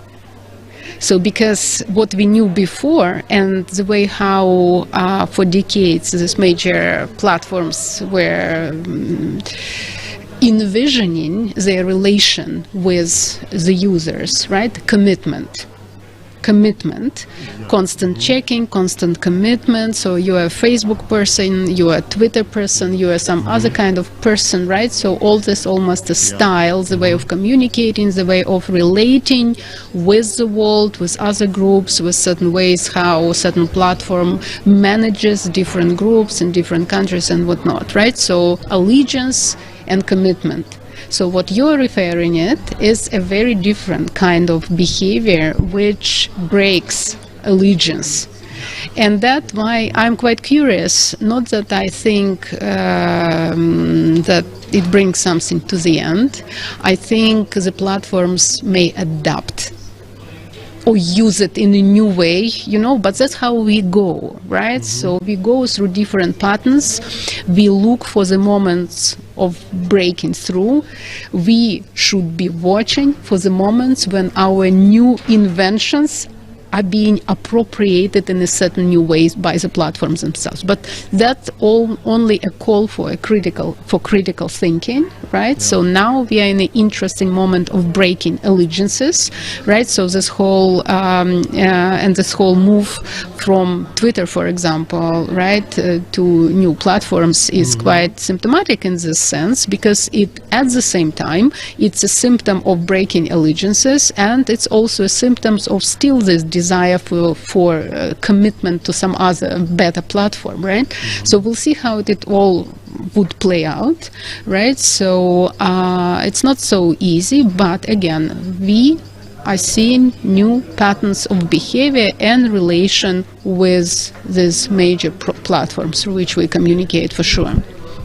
Yes, thank you. It's a big support also for intuition we try to develop and test also in our activities. Yeah, it's real. It's absolutely also in the level of technology, level of setups that we use. Restream, which at the beginning was very strange for platform, that you have like a umbrella that which gives you possibility to make a streaming into different platform from like your one source, and then it was blocked at the beginning by some platforms like Facebook, but after that they start to kind of collaboration with this in a way independent form, independent to that's bigger, the biggest companies, and and still I think that's kind of multi-platform, this movement in between is full of potentialities, and I also at the beginning I mix some things together, and there was also the question or kind of a link into Warsaw Biennale, and the title about armed democracy, and also I start to think about something opposite in other hand, what I recognize not in your theory, but much more in your diaries from Kiev, for example, published by Institute of Network Culture, for example, and also translated in Polish. I found some of that's very touching testimonies, and start to think, remind Irit Rogov, kind of a manifesto about theorist who is undone. He's not armed by theory, but he's undone. It's more like based on empathy, emotions, and things like that. You combine, I think that's two forms or two tactics in your activity, and yeah, I would like to ask you about that. Maybe there's maybe this combination is something very I don't know, new. You are right, and this is very interesting observation, of course, and very perceptive of you. When I heard the title "Armed Democracy," it didn't really resonate with me exactly, because, as you noticed, my whole agenda and intention in this writing is to demonstrate how disarmed and confused the subject of war is, even if this subject is someone like me who knows Ukrainian history, who understands Ukrainian politics, who knows something about war, who knows something about, revolutionary movements, etc. So in some context, my expertise is regarded, as someone representing knowledge, representing certain ways of understanding. But then when I appear in this context, I feel very much being the subject, and the subject here, there are very different ways of understanding what subject is. For many, it's about empowered agent, right? But I use the term very much psychoanalytically, which in fact has to do with disorientation, confusion, kind of the sense of being paralyzed, the sense of being lost divided, and whatnot, right? So that kind of subject. So no matter how much I think I know and understand about technical and political reasons, in the end, when you're there, you are that subject. The subject who, with all her theories, feels disarmed, first of all. And then, again, what this writing where I disclose my vulnerability and confusion is at the same time, you know, the way of protection. So the way of structuring the reality, kind of almost, you know, too fast or too slow, but creating this texture, this something between me and reality, which is not necessarily theory, but some way of, you know, mediation. And that's why I like this idea of the diary. And when I was talking to publishers about this project a year ago, because this diary began even before the full-scale invasion, that was already very confusing and difficult time of awaiting, which itself deserves thinking a lot. What does it mean to wait for the war, right? And so when I was talking to different people who might be interested in this, it was very much about my diary. And then half a year later, I discover that so many people in Ukraine write diary. So it's not just my diary. And now I'm kind of moved from my personal writing to theorizing this whole kind of spread and broad almost movement of diarizing a war. And then I think like, okay, it's so much bigger, and it makes, and I didn't hear about this kind of scope of diarizing the war from different military or war experiences. This is probably also something to research, and of course every war kind of, you know, entices some sort of diary. But I suspect that what we would discover in terms of documenting and diarizing the war in this particular context might be very interesting and probably unprecedented in its scope. So, because at first I discovered that all my close people write in a diary, then I went to Kiev and asked other people not so close, and everyone writing a diary. And I'm like, okay, so intuitively a big group of people discovered the way of dealing with the situation through this form.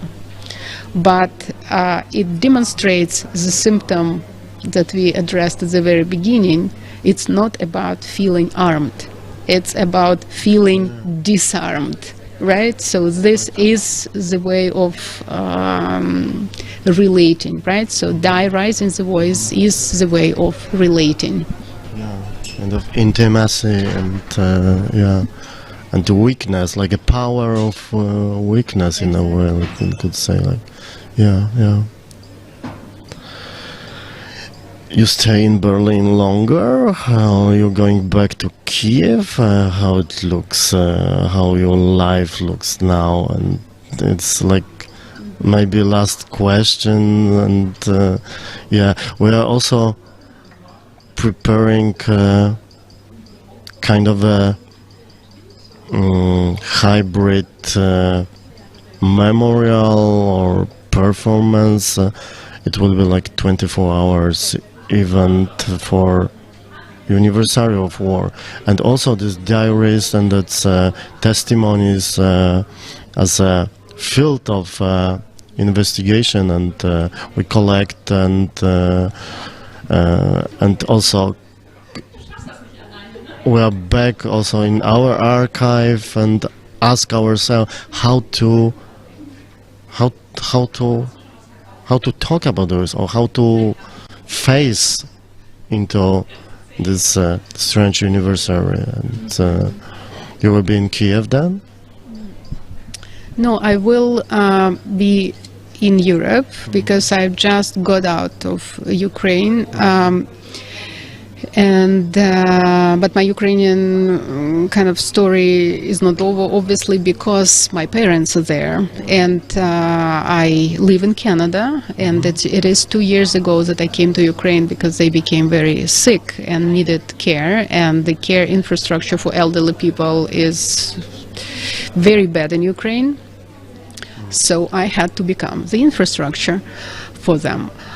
And then there was the war. So the thing continued. After all this months, almost 11 months, so my health also started kind of deteriorating. And then, because I was still teaching for SFU, Simon Fraser University, where I'm based, and I was giving a lot of talks and media appearances, but because the energy infrastructure is so much damaged at this moment, internet has become a big issue. So basically all my lectures, recent lectures, started falling through, media appearances started falling through, and on the top of this incredible tiredness, there was also no possibility to in fact do the work that I thought I was supposed to be doing, speaking about this, thinking about it, communicating with the world about this. So I made a decision to save myself in a certain way, to actually move myself in a different realm. I still couldn't come back to Canada because I have to go to Ukraine all the time to deal with my parents. And so I decided, and my university was supportive for me to find temporary place somewhere in Europe, and I found it in Germany. So I'll be with the University of Lufana for some time, where I will be finishing this book for Duke University Press, which will take a little bit different shape than it was on the website of the Institute of Network Cultures, but I will work with this material for the next several months, and it will be what this project about diary, and at the same time some forms, some text from the diary. Yeah, that's one thing, but another thing is that I also research Chernobyl zone. And I have two big projects, two big grants funded by Canadian major granting agency, Social Science and Humanities Research Project. One is on Chernobyl science, another is on Chernobyl infrastructure, specifically on the Chernobyl border. And it was basically the project on ethnography of the border. It was very interesting because I sent this grant before the full-scale invasion, 20 days before that. And then the invasion happened, and I thought that Canada would never give me money to do this project because it wouldn't fit the major criterion, which is feasibility. And to my big surprise, in June, I discovered that Canada gave me money, even though the project, as I wrote it, was very much not feasible. But then I also was kind of very appreciative of this decision, which is not typical decision for this particular granting agency, because they probably saw that it's indeed an important topic and very interesting moment to be looking at that. And it's true, even the border that I was supposed to research is no longer there. It opened a new chapter for this whole, study of the zone, its military legacies, and its military futures, because the zone, the Chernobyl zone, becomes incredibly militarized, and probably that's what its future, because Ukrainian military forces are there, because a breakthrough would definitely be happening from the side of Belarus, and now we are thinking or waiting or reading for another move that might happen again through the same direction. So there are so much there to think about. Right? And again, you heard this term that I'm developing, nuclear cyber war, right? So it's a part of entire huge nuclear blackmail. Chernobyl symbolically in Chernobyl zone has its role there. So in a sense, this project is becoming so much richer that I could even envision it a year ago, and very important and symptomatic for understanding certain major moves and tendencies, tactics and strategies that are at play in this war. So therefore, with all this personal and other reasons, I'm very close to Ukraine. Now that I got here only several days ago, I wasn't able to kind of build my schedule yet, but now that after Transmediale, I would dive into new scheduling, and I will see how and how often I will be going back and forth with Ukraine, and to what extent I would be allowed to, by the military forces, in fact, to go to the zone, because it's quite difficult at the moment. So we'll see. So that's my plan for the next year, perhaps, but I will be located here in Europe somewhere, Germany, or we'll see. Thank you for the conversation. So we are waiting for project for the book about the diaries first, I think, and also what you were talking about Chernobyl zone and the project. It sounds really amazing, interesting, and opening something new. And it's what we are looking for. That's new tools and new perspective on that changing world and situation in our region. It's also maybe another chapter of this kind of series of questions also about the regional collaborations or possible on changes, but it's maybe for next time. I hope we will meet. Thank you.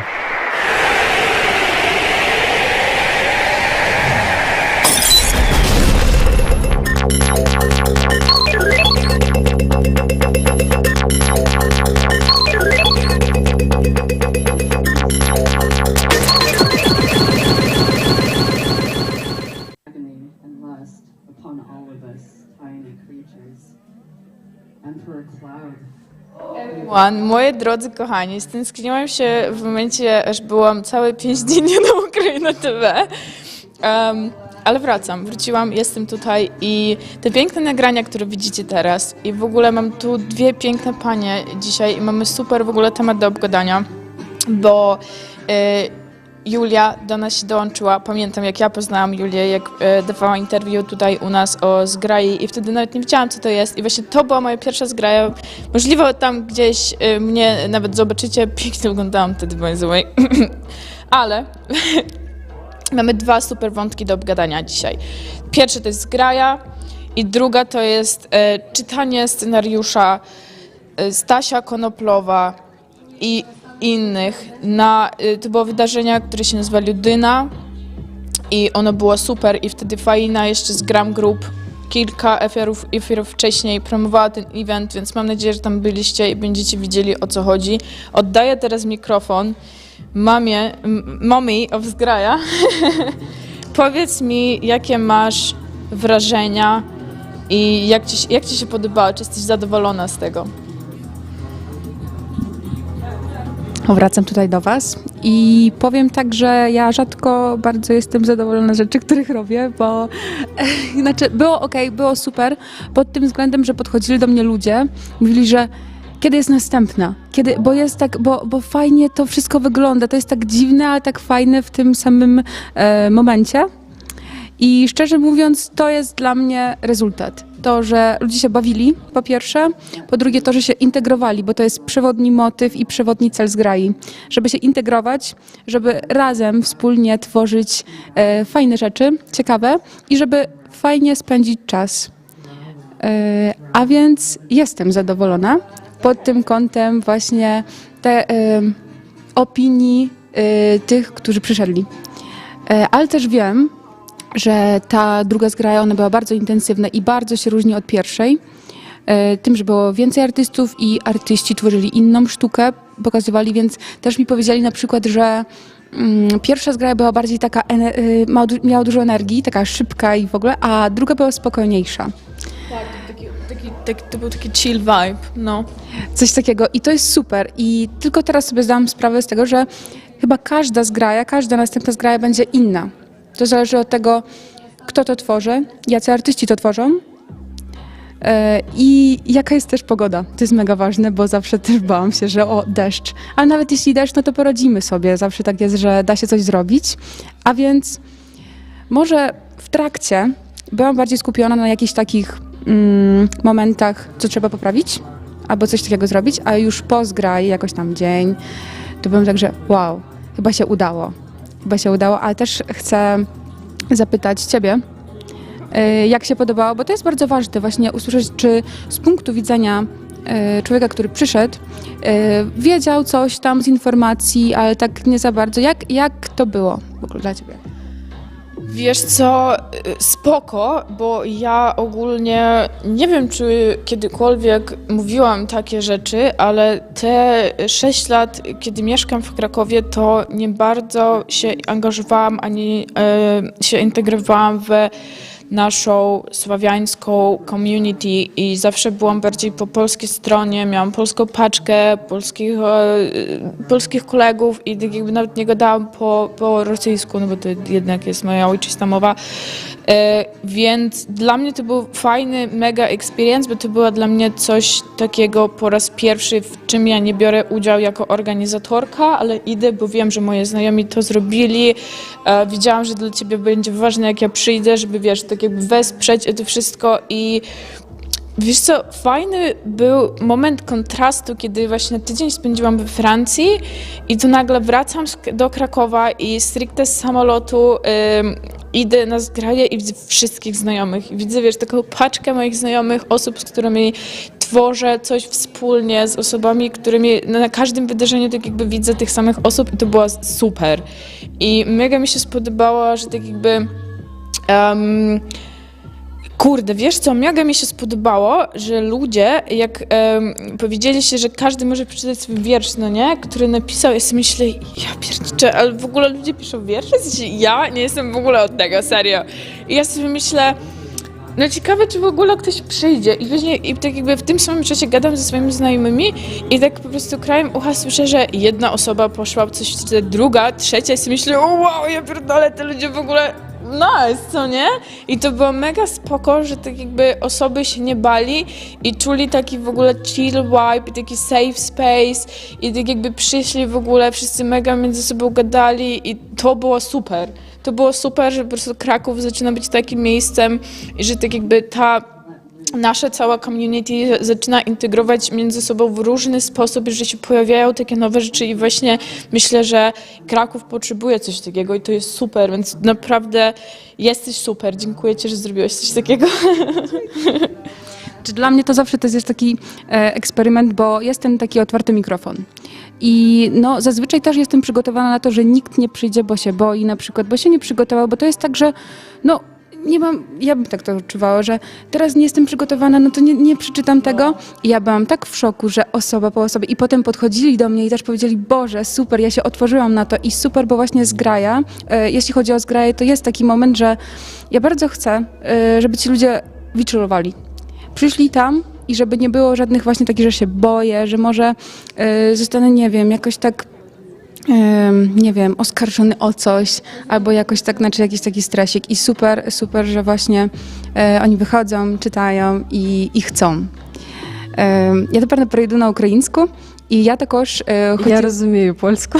Так, але можемо мішати. Ось, і я би ще також дуже хотіла запитати про зграю з пункту бачення артистки, яка також брала участь вперше. Які враження і взагалі як ти почувалась і як це все виглядало?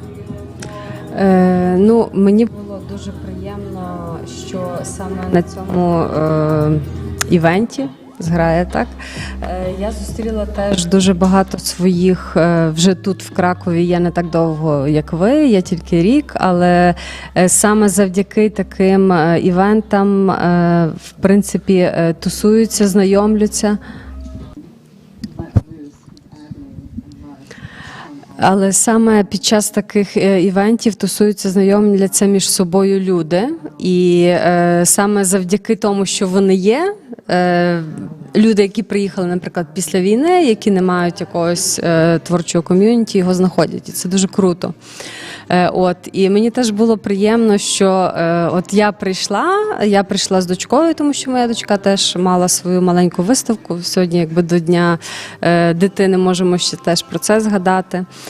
Це для неї теж було дуже круто. Це була перша її виставка, така публічна, і теж можливість, теж можливість для неї. Дуже дякую. Вона була рада і відчувала себе дуже комфортно там, серед людей, навіть серед дорослих, але дитині теж було якби приємно і класно. Дуже така була тепла, позитивна атмосфера, всі люди між собою спілкувалися, хто знав, кого хто не знав. Абсолютно було дуже класно.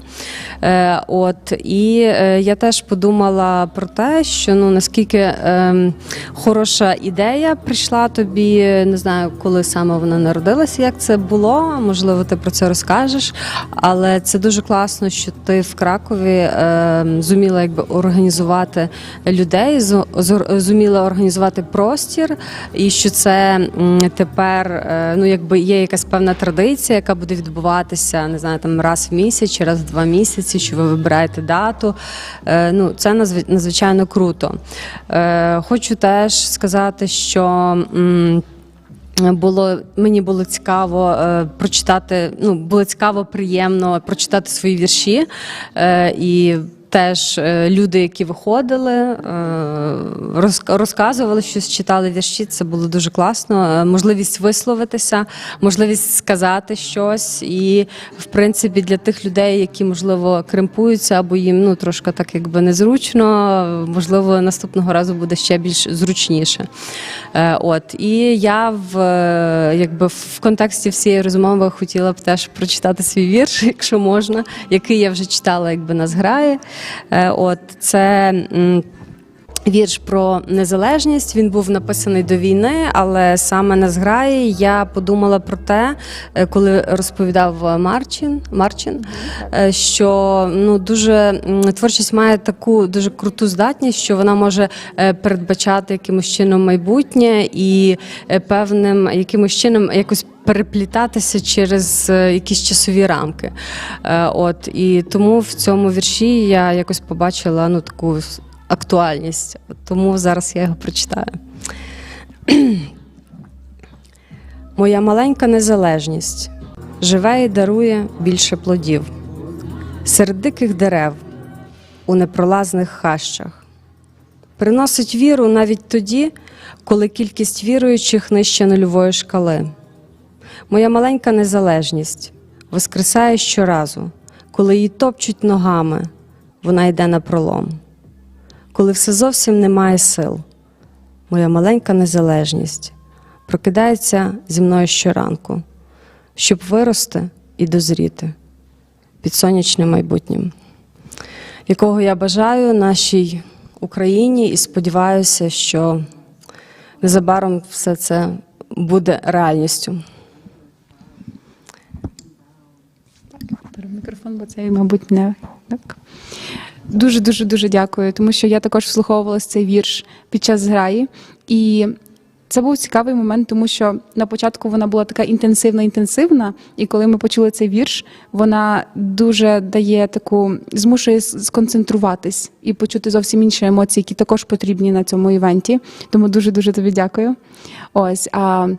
Також я познайомилася з Веронікою, і я бачила також по її емоціях, що спочатку вона трішки переживала, а потім вже вона і малювала, і також з цікавістю до цього підходила. І це дуже добре, бо, власне, сам івент має так трошки відкривати людей, дітей, всіх. І дуже добре, що, власне, так вийшло. Дякую. Дякую. Це мікрофон не працює так? Чи працює? Так, окей. Також ми маємо перейти до теми читки сценарію людини, і тут ми знову тебе запитаємо з пункту бачення людини, яка в цьому приймає участь, і також трошки розказати, власне, як це виглядає, інформацію.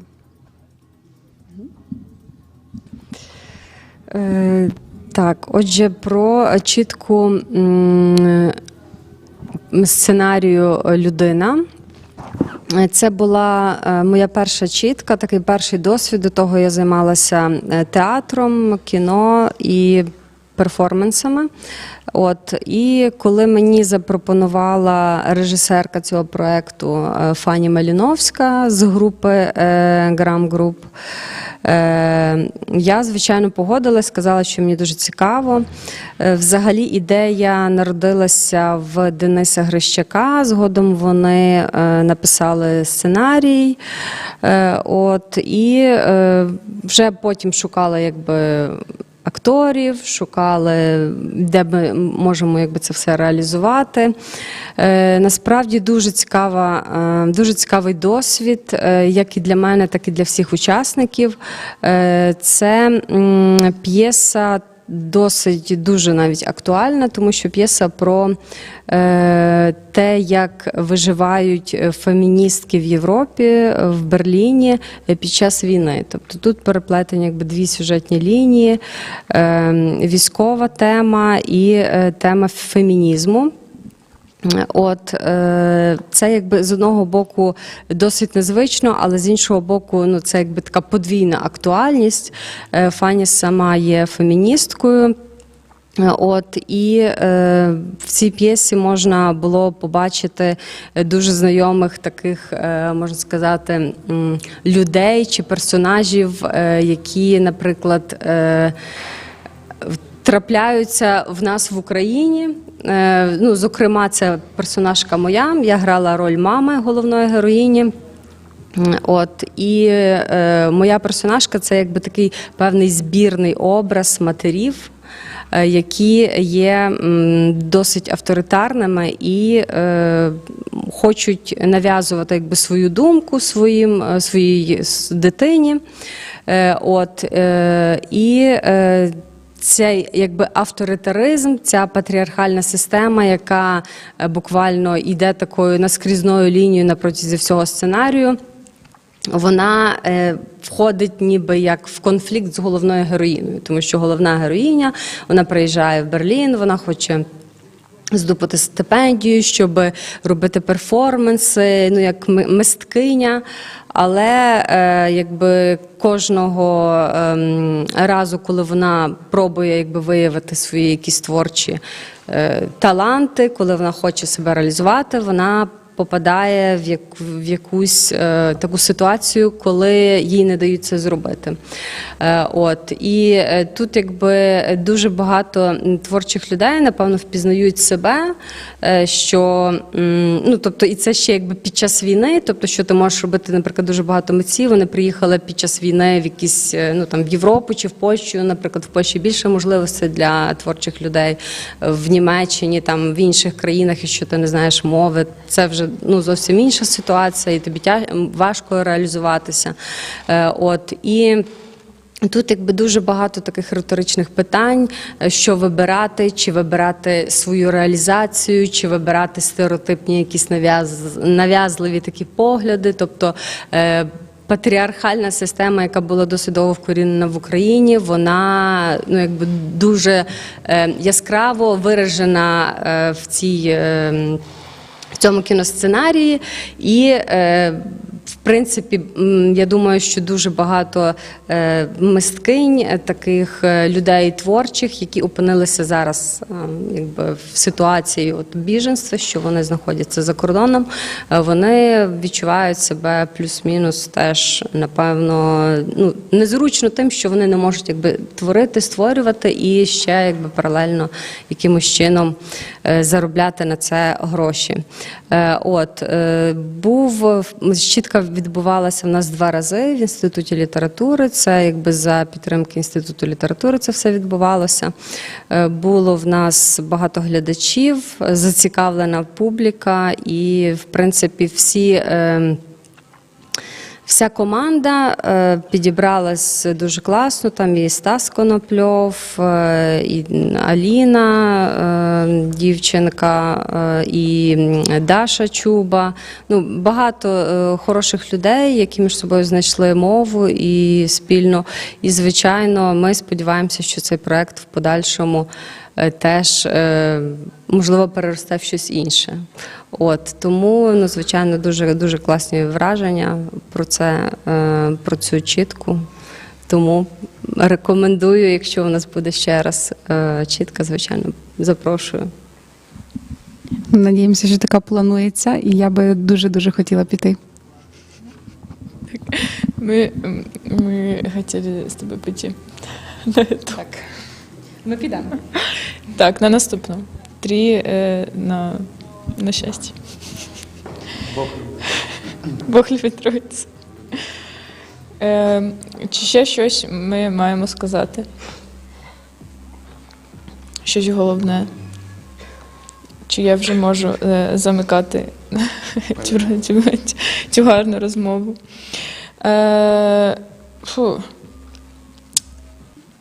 Nie wiem, jaką mową mam teraz mówić. Może bym przeszła na angielski.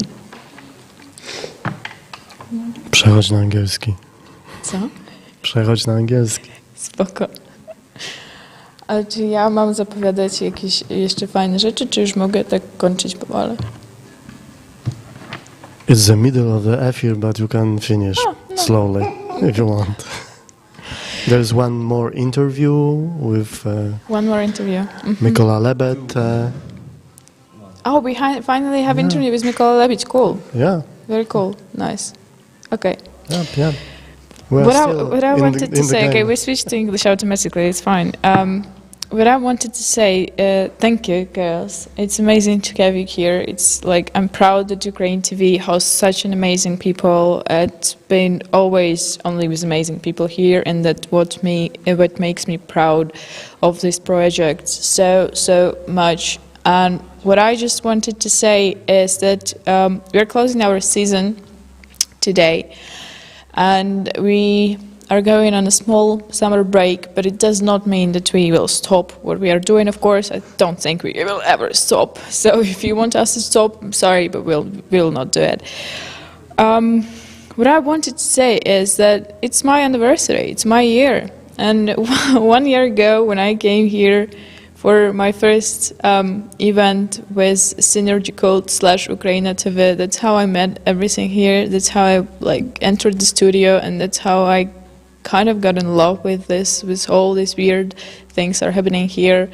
And I already told many times how this whole thing happened, but what I just want to say, I just don't want to, be long as I always am. I'm proud to be a part of this project. I'm proud that we are doing such a great things, that this whole team we have, how hardly we are trying to build the safe environment for the people, for artists, how we are actually succeeding in making a safe space for people who do not have yet this safe space in Krakow. Artists are even coming for us from Ukraine, and this is amazing. That literally, when I'm seeing someone are coming or texting to me on our Instagram that someone wants to come from Ukraine to play for us or to make something with us, I'm like, yes, that's that's that makes me so proud. I'm proud of the child who we are raising together, and I just wanted to say that I'm so thankful for everyone, for the whole team, and everyone is showing me heart. I love you guys. We are making a great thing, and we're gonna make more and more, and we're gonna make the bigger things. Bigger things are upcoming. So I wish us all more strength, more patience. We all need this now. So yeah, happy ending for the 3rd season. Boom! Stay tuned.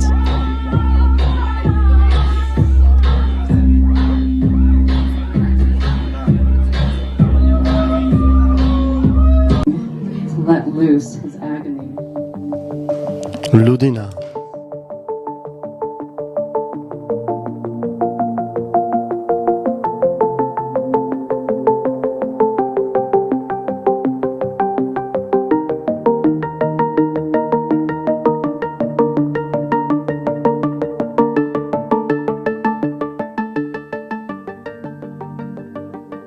Вже зараз відбудеться відкрита чітка сценарію «Людина». І тут зібралася чудова команда. Зараз ми почуємо слово кожного із них. Кожен із них розповість про свою роль, про враження від цієї чітки. Ідея проєкту з'явилася якраз з української літератури кінця 19-го, початку 20-го сторіччя, бо це, на мій погляд, дуже актуальний період і для української нації, і для української самоідентичності, і пошуку взагалі свого місця в цьому світі. І це виникло якраз з того, що мені здається, що в нас дуже схожі періоди, як зараз, так і там 100-150 років тому. Шукав собі якісь паралелі з того часу і нашого часу, і якби знайшов дуже паралелі, але обрав цей твір, бо мені здається, що питання фемінізму найактуальніше зараз. Олена поспішає до воріт посольства. Там же вишукувалися в лінію 5 інших дівчат. Вони дістають ножиці і відрізають локони волосся. Дівчата скандують: «Зан, зандефі, азаді, вуман, лайф, фрідом!» Основна взагалі була ідея – це адаптація української модерністської прози, повісті Ольги Комелянської на сучасні реалії. Сьогодні дуже багато художниць і художників намагаються розказати з якоїсь там іншої перспективи про життя в стані біженства. І нам здалося з Денисом, що саме якби ця історія може показати якби таку трагічність, але трагічність через буденність. Олена записує голосове повідомлення. Ірка, я знаю, що ти ненавидиш аудіоповідомлення, але мені дуже треба з тобою поговорити. Я не виграла стипендії. Нам нема де жити. У цій кірхи можемо побути ще 2-3 тижні максимум. Мені все гидке тут. Вибач, ти взагалі спиш в голій землі, мені нема на що нарікати. Мені дуже відгукнувся. Я взяла в цьому участь, тому що розумію, як насправді не просто складається життя біженців зараз у Європі. Наскільки українці тут і свої, і чужі водночас, яким доводиться вирішувати проблеми, що дають їм неповторний досвід, в чомусь страшний, в чомусь, можливо, корисний в майбутньому. Берлін. Вулиця біля інституту. День. Олена стоїть перед входом до інституту, громадиною зі скла та бетона. Рішуче заходить до інституту, підходить до турнікетів, які охороняє жорстка бабуся у формі, що нудьгує в скляній будці. За турнікетами у холі відбувається протокольний захід на підтримку України. Красиві, ошатні люди набивають шлунки фуршетними салатами, заливають горло безкоштовним алкоголем. Гутен так, я до фрау Катріни. Без призначення не можна. Для запису зателефонуйте за номером. Я дзвонила. Я хотіла дізнатися статус моєї заявки на грант. Уся комунікація з заявниками здійснюється поштою. У цьому вся справа. В мене змінилася адреса. А для зміни адреси необхідно записатися на прийом, а запис за телефон. Я дзвонила. No answer. Nein Antwort. Я вважаю, що цей сценарій – це історія про наше життя сьогодні. Тому він дуже актуальний. І особливо для мене, бо декілька моїх дуже близьких подруг зараз живуть за кордоном, вони біженки. І я проживаю теж з ними це життя. І багато істориків вони мені розповідають, з якими вони стикнулись, як вони починають будувати життя від початку. Я багато таких історій відлуння відчула в цьому сценарії. Усі жінки і сімейства Ляуфлер ночують в одній кімнаті. Сестра Наталі з дітьми на розкладеному дивані, мати на одномісному ліжку, а Олена на підлозі на матраці. Дзвонив батько. Питав, що ми думаємо далі робити. За тебе питав, чи ти роботу не знайшла.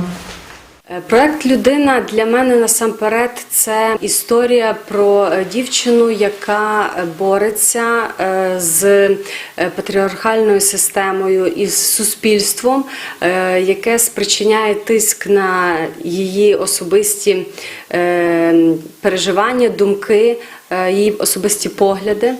І на протязі всієї п'єси ми бачимо таку внутрішню боротьбу, а також протистояння цієї героїні. Фріда і так нас ледве терпить. Може, час піти за спеціальністю? В тебе англійська, червоний диплом. Я 5 років життя віддала за цей кончений диплом. Можете разом з татом його повісти собі в рамочку. Доню.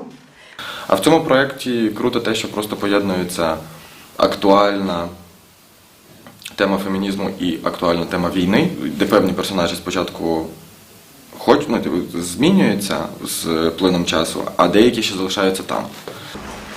Що там свідання у Людки? За цим дігером? Та він чи голубий, чи що, вона таки не поняла. Та подумаєш, хай би був собі голубий, я б все одно не відпустила. А Свєтка з малим хату знайшли? Свєтка мужика знайшла. Та ти що, німець? Та вроде наш. О, Господи. Дівчата, не позортесь. Ви сюди втекли від війни, а не мужиків приїхали шукати. Що про вас люди скажуть? Да-да, и я так считаю. Надо учиться быть независимыми. Я вот планирую в салон устроиться и делать ламинирование ресничек, и брови. Я все умею. Эпиляцию воском, и шугаринг, ноги, подмышки, бикини. После меня волос не остается. А що тут поганого, щоб знайти собі когось? Девочки, мне тут Лера спрашивает по вайберу, чи може хтось знає русскоговорящего гінеколога. Дівчата, от скільки на вас має впасти бомб, аби ви нарешті припинили розмовляти мовою ворога? Та не сваріться, ми всі з України. Давайте підтримувати одна одного. Дворик біля пабу. Вечір. Олена палить у дворику. Підходить Масуд. Дякую за вірші. Я нічогісінько не зрозумів, але мова мелодійна. Красиво звучало. Дякую, що прийшов. Ти голодна? Тут за рогом є чудовий іранський ресторан. Інтер'єр. Іранський ресторан. Вечір. Олена напружено розглядає меню. Ціни тут немаленькі. Грає іранська фольк-музика. Отже, ти з Ірану. Ну, не зовсім. Мій дідусь емігрував після революції. Моїй мамі тоді було 10 років. Я народився вже тут. Суда я відчуваю як правильного революціонера, що по суті абсурдно звучить. Він начебто взагалі фемінізмом почав, вважає себе феміністом тільки через те, що так суспільство робить, наче я теж маю це все робити. І чи я відчуваю з ним щось спільне? Нічогісінько я з ним спільного не відчуваю. Це дуже стримана, така трохи боязка людина. Мені більше подобається персонаж Олени, її бунт внутрішній. А Масуд, він важливий персонаж тільки з тієї сторони, що без нього не можна було б зрозуміти її драми. Доброго дня. Що бажаєте замовити? Ардебілі, але з м'яким соусом. І тарілку на арду. Рекомендую скуштувати джуджі, курка, маринована в соусі. Будь ласка, американо, без молока. Ти нічого не їстимеш? Я не голодна. Я наполягаю. Я пригощаю. Припини, будь ласка. Якщо не вистачає на страву, я візьму... Я сказала годі. Я дуже сильно схожа з Оленою. Вона мені відразу відгукнулася таким своїм внутрішнім бунтом. Тим, що вона бореться за право бути людиною, бореться за право до саморозвитку, до освіти. Олена вдома у Масуда. Вони п'ють вино. Знаєш, інколи хочеться себе вщипнути. Я досі не вірю, що я тут, в Берліні. Події останніх півроку, все це ніби не зі мною відбувалося, а з видуманою персонажкою. Думаю, я розумію. Ще близька подруга загинула на війні. Моя Ірка. Мій основний персонаж – це Ірка. Коли на прослуховування ще готувалася, то на її тексті я просто ридала, бо відчуваю її дуже близькою до мене, бо на початку повномасштабного вторгнення я пам'ятаю те відчуття, що я думала, що якось так все там, десь втічу, але коли це почалось, просто мене за капюшон тримали, щоб я не йшла в військкомат і так далі, тому що Даш, що ти будеш робити, і ну що треба щось робити, що є люди, які можуть там казати, якимись перформансами і так далі, а є люди, які залишаються на війні і своїми життями захищають свою вітчизну і людей, які в ній. Ленка, дякую, дорога, до мене дійшли твої подарунки. Дякую за малюнки малих. Я прочитала інтерв'ю з тобою. Ти вогонь. А ти мені ніколи не розповідала, як різала порося під обстрілами. Ну, колись все розкажу. А мені здається, що ніколи. У тебе там є побратими, і посестри, і ви як родина. Ти знаєш, я хочу додому. Я теж хочу в армію. Лен, послухай, тобі не потрібно цього робити. Ти більше зробиш тут, за кордоном. Ти маєш розповісти світові про нас перформансами своїми, віршами. Бо як не ти, то хто? Не унивай, чуєш? Інтер'єр. Таунхаус Фріди, кухня, ранок. Вона цікава, персонажка Фріди, яку я залишила собі, теж мені дуже подобається. І вона трохи відкриває оцю, якби, ніби і доброзичливість європейців, але їм важко зрозуміти, через що проходять люди, які вимушено покинули свій дім.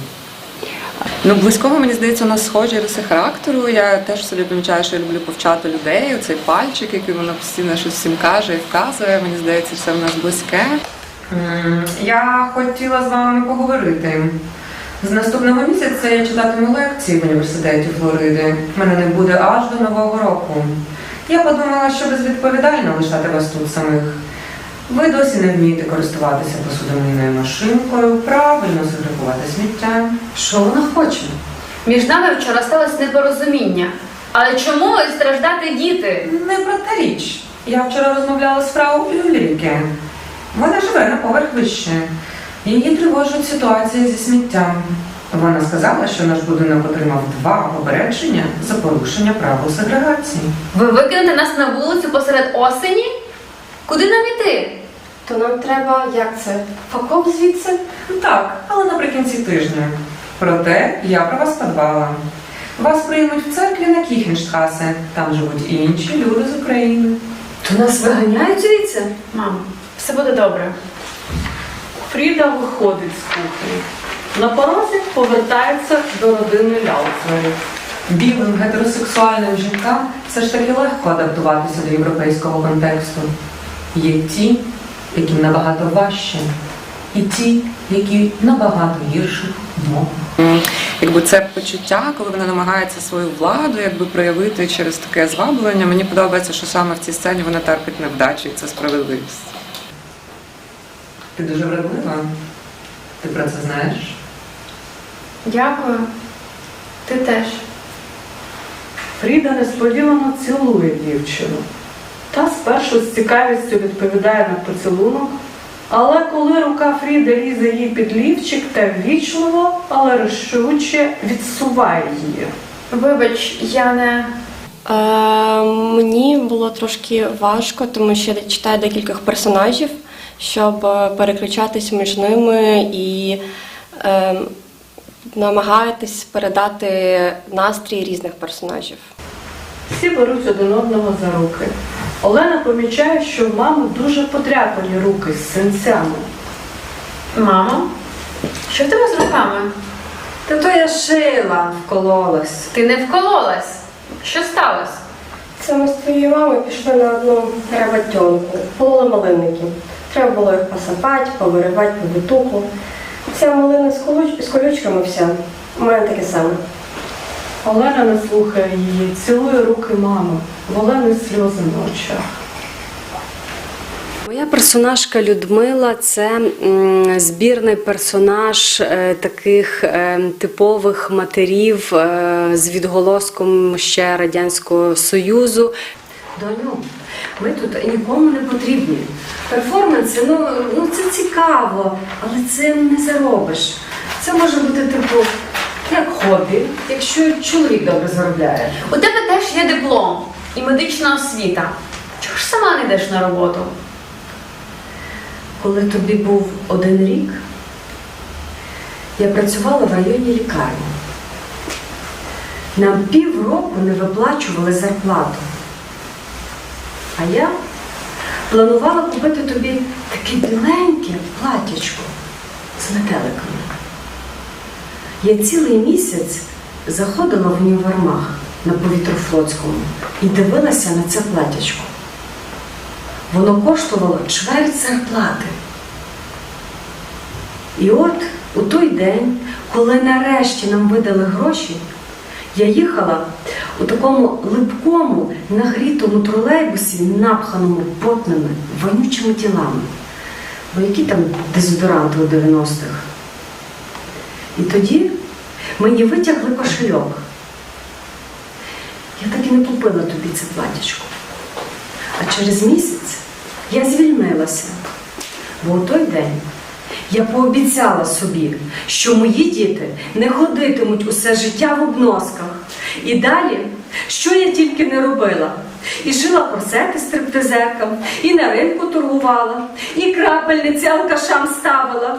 Але ви з Наталкою були обуті, одягнуті і з освітою. Цей персонаж – це, так би мовити, збірний персонаж матерів, які давлять на своїх дочок, щоб вони пошвидше вийшли заміж, щоб це була хороша партія. Одна жінка робить макіяж іншій. Входить Олена, сідає на своє ліжко і теж втикає в телефон. На Олену косо дивиться мама. Олена, ти чого так скоро? А чого я мала бути довше? Ну та погуляли б собі ще. Ти вже доросла. Коли наступного разу домовились? Не буде ніякого наступного разу. Ну чого тобі вічно ніхто не підходить? Ну цей Масуд, він розумний, з освітою, не бідний. Та й красавчик він. Це щастя, що він взагалі на тебе запав. Хороші хлопці на дорозі не валяються. Він мені не подобається. Ні риба, ні м'ясо. Ой, а тобі взагалі колись хтось подобався? Це через те, що він трохи чорний? Так нічого страшного. Так он німець, он зродився. Як ви задовбали. Чого ви думаєте, що тільки мужик вирішить усі ваші проблеми? А, я так не вважаю, кстати. Він боягуз. І взагалі, подивіться на себе. Куди ви так строїтесь? Клоуни. Хочете себе краще продати? Ви поводитесь як тупі баби зі Східної Європи. От про вас так і думають, а ви тільки підтверджуєте цей стереотип. Подивіться на себе. Прям готові ноги перед всіма роздвинути, лиш би устроїтись, лиш би мужичок обеспечивав і за все платив, а ви такі музи вдохновляючі. Будете борщами і салатиками вдохновляти. Та манала я таке. У мене ця постановка, в ній є багато чогось життєствердного.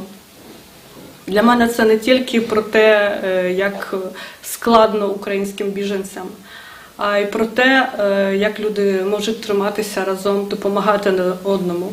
Але все ж таки для мене це ще історія молодої дівчини, яка приїхала у Європу і хоче реалізовуватися так, як вона є, як особистість, як людина. Про це наша постановка, про людину. Ну, мені взагалі здається, що актуальність не тільки в сюжетних лініях, а більше в самій роботі над проєктом, тому що ми працюємо з повністю українською командою. Важливо нам збиратися, обговорювати це, проживати якось це з різних точок зору. І ще було б цікаво послухати зворотній відгук від людей. Я сподіваюся, що в нас теж будуть люди з досвідом біженства, які зможуть нам якось допомогти змінити, так подивитись на це. Дуже важливо висвітлювати тему війни в Україні, щоб про неї не забували за кордоном, і щоб ця тема була завжди на слуху. Це своя творча самореалізація. Мені дуже цікаво співпрацювати з Інститутом літератури, який саме підтримує літературні проекти.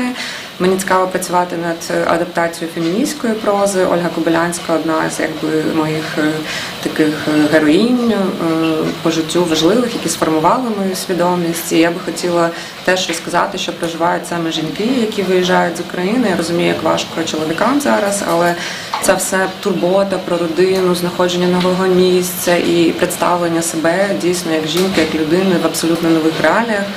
Це дуже вагома тема.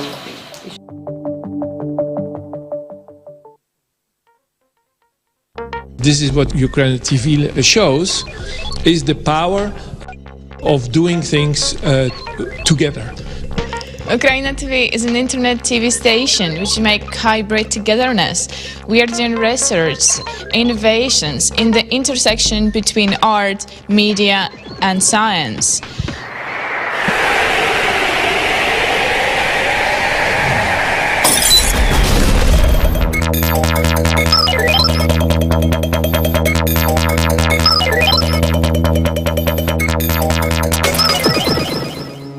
There is a streamer studio in Krakow, working well and daily.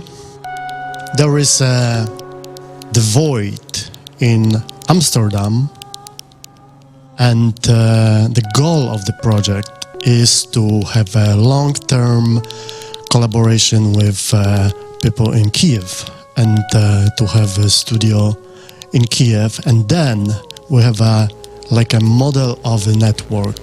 Well, I should also say that we do it with politics of solidarity in the shadow of full Russian invasion on Ukraine. Ukraine TV mixes present, past and future, private, social, political and cultural contexts. It is fragile and unstable, just like our times. We broadcast from Krakow, which is 200 kilometers from Ukrainian border. It's a global, hybrid, melting pot of people, machines, technologies, cables, different and parallel realities. We are on the internet and in the hotspots of geopolitical tensions between West and East, North and South.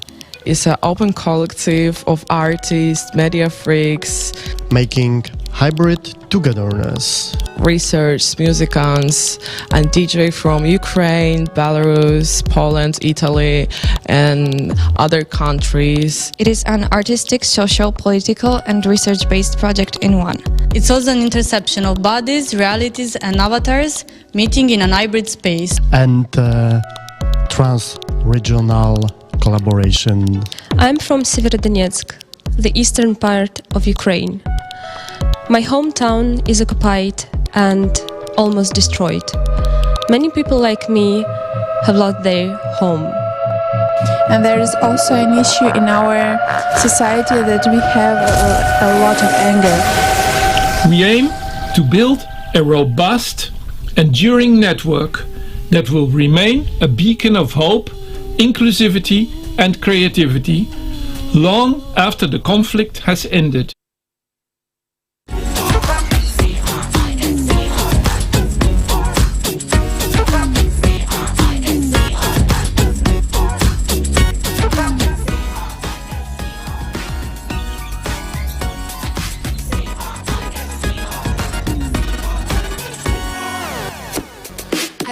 Hello, yeah.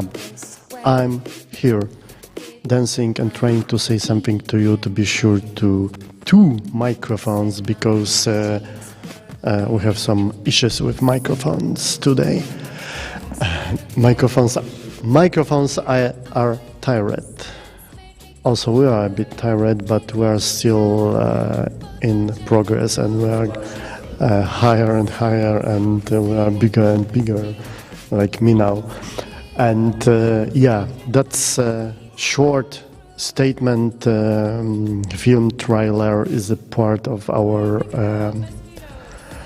activities from last few days, and kind of beginning of the long-term process that maybe it's not important to say about formal aspects of this, that we are looking for money, that we are building a network, but still it's very important. But the much more important is maybe to say that it's a very content-related process, progress, about to have studio partnership with people in Kiev that we said in this film, to develop our collaboration with partners we found in last weeks, months, from Amsterdam, from Trondheim, and not only from Europe, and to have really strong long-term collaboration between East and West, South and North, and still in context of social political issues, still in context of full-scale invasion into Ukraine, but also in front of possibilities that we recognize and develop as a streamer studio, as this hybrid collective and hybrid lab, research lab in a way also. And yeah, so it's like in a way end of the season. But still, in next weeks, we are going in a hybrid way to Sonar Festival in Barcelona in the middle of June. We are going also a bit later, in beginning of October, back to Krakow to the Ensemble Festival that will take part also with collaboration with partners, with artists and tourists we actually invite to kind of the experimental hybrid project we will prepare for that. And by the way, there will be some long-term preparation for the Kiev studio, also some working meetings, and also I think and I hope we have time also to work with our archive, with our footage, to overthink some tactics, to overthink some forms, and edit it. By the way, there was a short rehearsal we did a few days ago with the new superstar of our team, Stasia Oleksiuk, and she will present some few poems now. In a way, I would say thank you and goodbye as a kind of the goodbye statement for the end of the season, but in other hands, it's not like that. So, Hope Core! Yeah, that's what I forgot about. No, never forgot. Hope Core, yeah. Hope Core, stay with Ukraine, stay with us, and the train is the band that we is a pociąg or pojazd, or kosmiczny pojazd. See you later.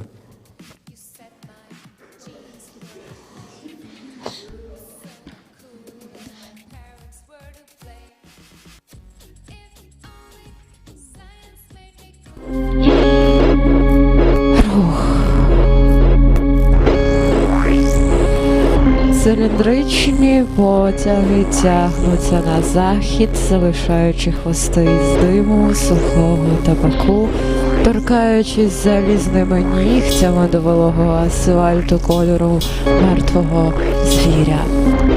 Трикутні люди бігають чотирикутними вулицями, шукаючи овальні очі кольору вологого асфальту чи сухого табаку.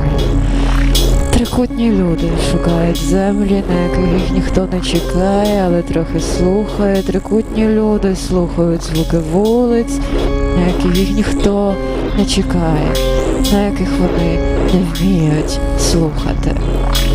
Трикутні люди сідають у потяги, що рухаються назустріч один одному із заходу на схід і навпаки. Трикутні люди бігають циліндричним потягом, купують табак і вино. Трикутні люди курять у тамбурах і кохаються в туалетах потягів, якими повертаються до дружин під кайфом дітей і обертованих мертвих звірів. Трикутні люди рухаються назустріч один одному в циліндричних потягах однаково зеленого кольору. Їхні нігті однаково металевого кольору, кольору мертвого звіря. Їхній одяг однаковий. Рухаються потяги туди, де ніхто нікого не чекає і ніхто нікого не слухає.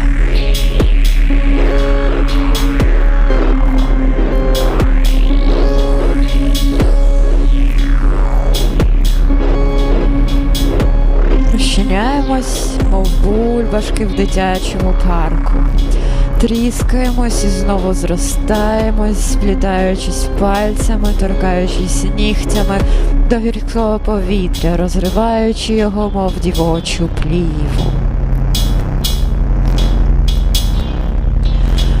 Забуваємось і забуваємо, хто і коли продавав світло задешево зі знижкою 40% у підземному переході якоїсь там забутої столиці країни, якої вже не існує на карті скільки 1100 літь. І ось ми розчиняємось, зливаємось із повітрям, забуваємось в часі, стрибаємо в чорний басейн нескінченності, який наповнений бульбашками з космічного пилу. І ось ми стрибаємо, розчиняємось, летимо, зникаємо в часі, стаємо космічним повітрям, яким потім дихатимуть наші діти. Наші нащадки, коханці, коханки, які самі не здогадуються, що дихають космічним пилом, які створені з нашого тіла, які не здогадуються, що самі створені з тіла, з пилу. І що не здогадуються, що самі колись стануть космічним повітрям, яким дихатимуть інопланетні діти, людські залишки, зіткані з жовтого світла.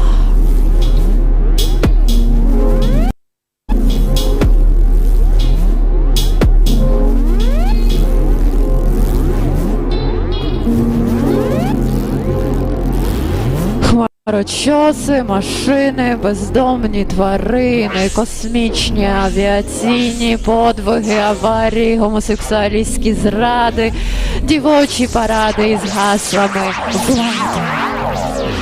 Гімно, бабло, прогресивний ейдж, сонце, вікно, реальність в прозорих пакетиках, трава, гриби, газ. Це не просто назви в біологічних підручників школярів 6 класу. Сонце, вікно, бабло, газ, парад авіаційних гомосексуалістів на космічних машинах крокують у чорну діру дівочих плакатів із гаслами влади! Влади! Реальність в пакетиках за 6 валюти без ідентифікації. Вікно в сонці залите реальністю, травневими криками дівочих подвигів на авіаційних хмарочосах. Ім'я тварин без машин, без дому і без вакцинації.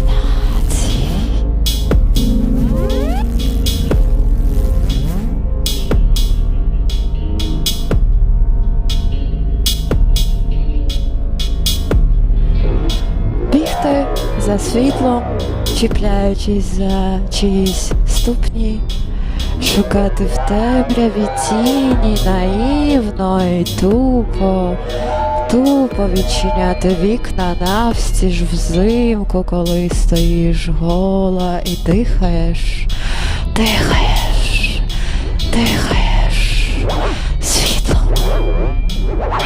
Коли дихаєш, від цього напевно радієш, коли пил, як ментол, випускається із легень і залишається приємний подих і надія, надія. Тупо стояти і дихати, тупо курити ментол і ганджу одночасно, тупо вірити не знаю, важко дихати. Вдихаю твої запахи, твої смоли, твою ганджу і твою постіль. Вдихаю твої смоли, твої поцілунки і тепер твою уже брудну постіль.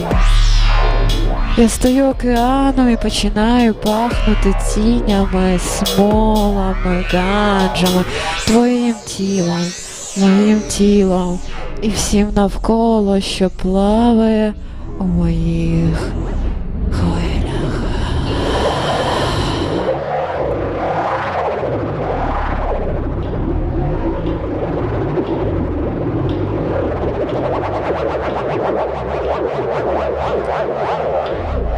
Клац, клац, клац, клац, клац, пальчик до пальчика, губки до губки.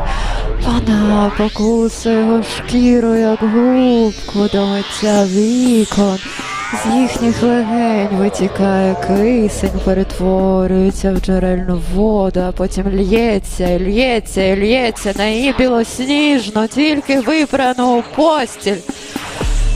Вони знімають один з одного одяг, так і спраглі повернутись в минуле, і стара пляма на її матраці нагадає про присутність іншого члена ком'юніті.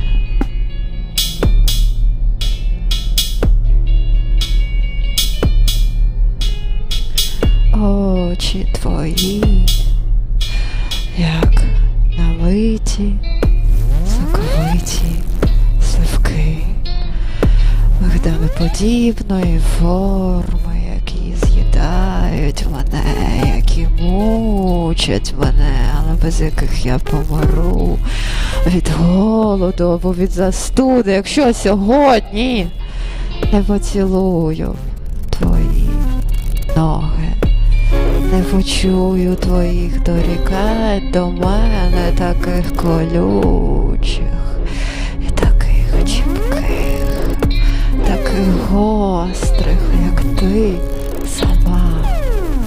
Ти сама. Сама.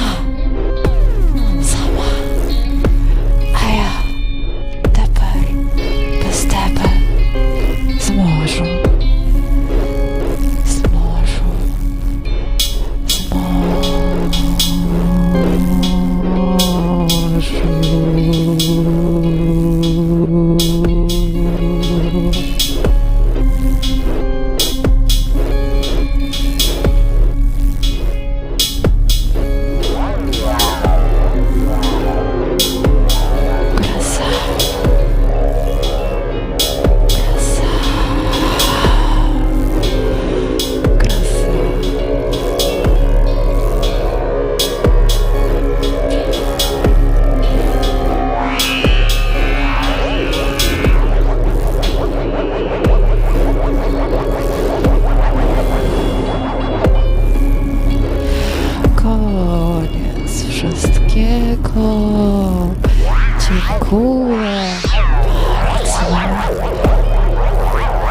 Dziękuję za obojętność do istnienia, jakieś podobieństwa sztuki.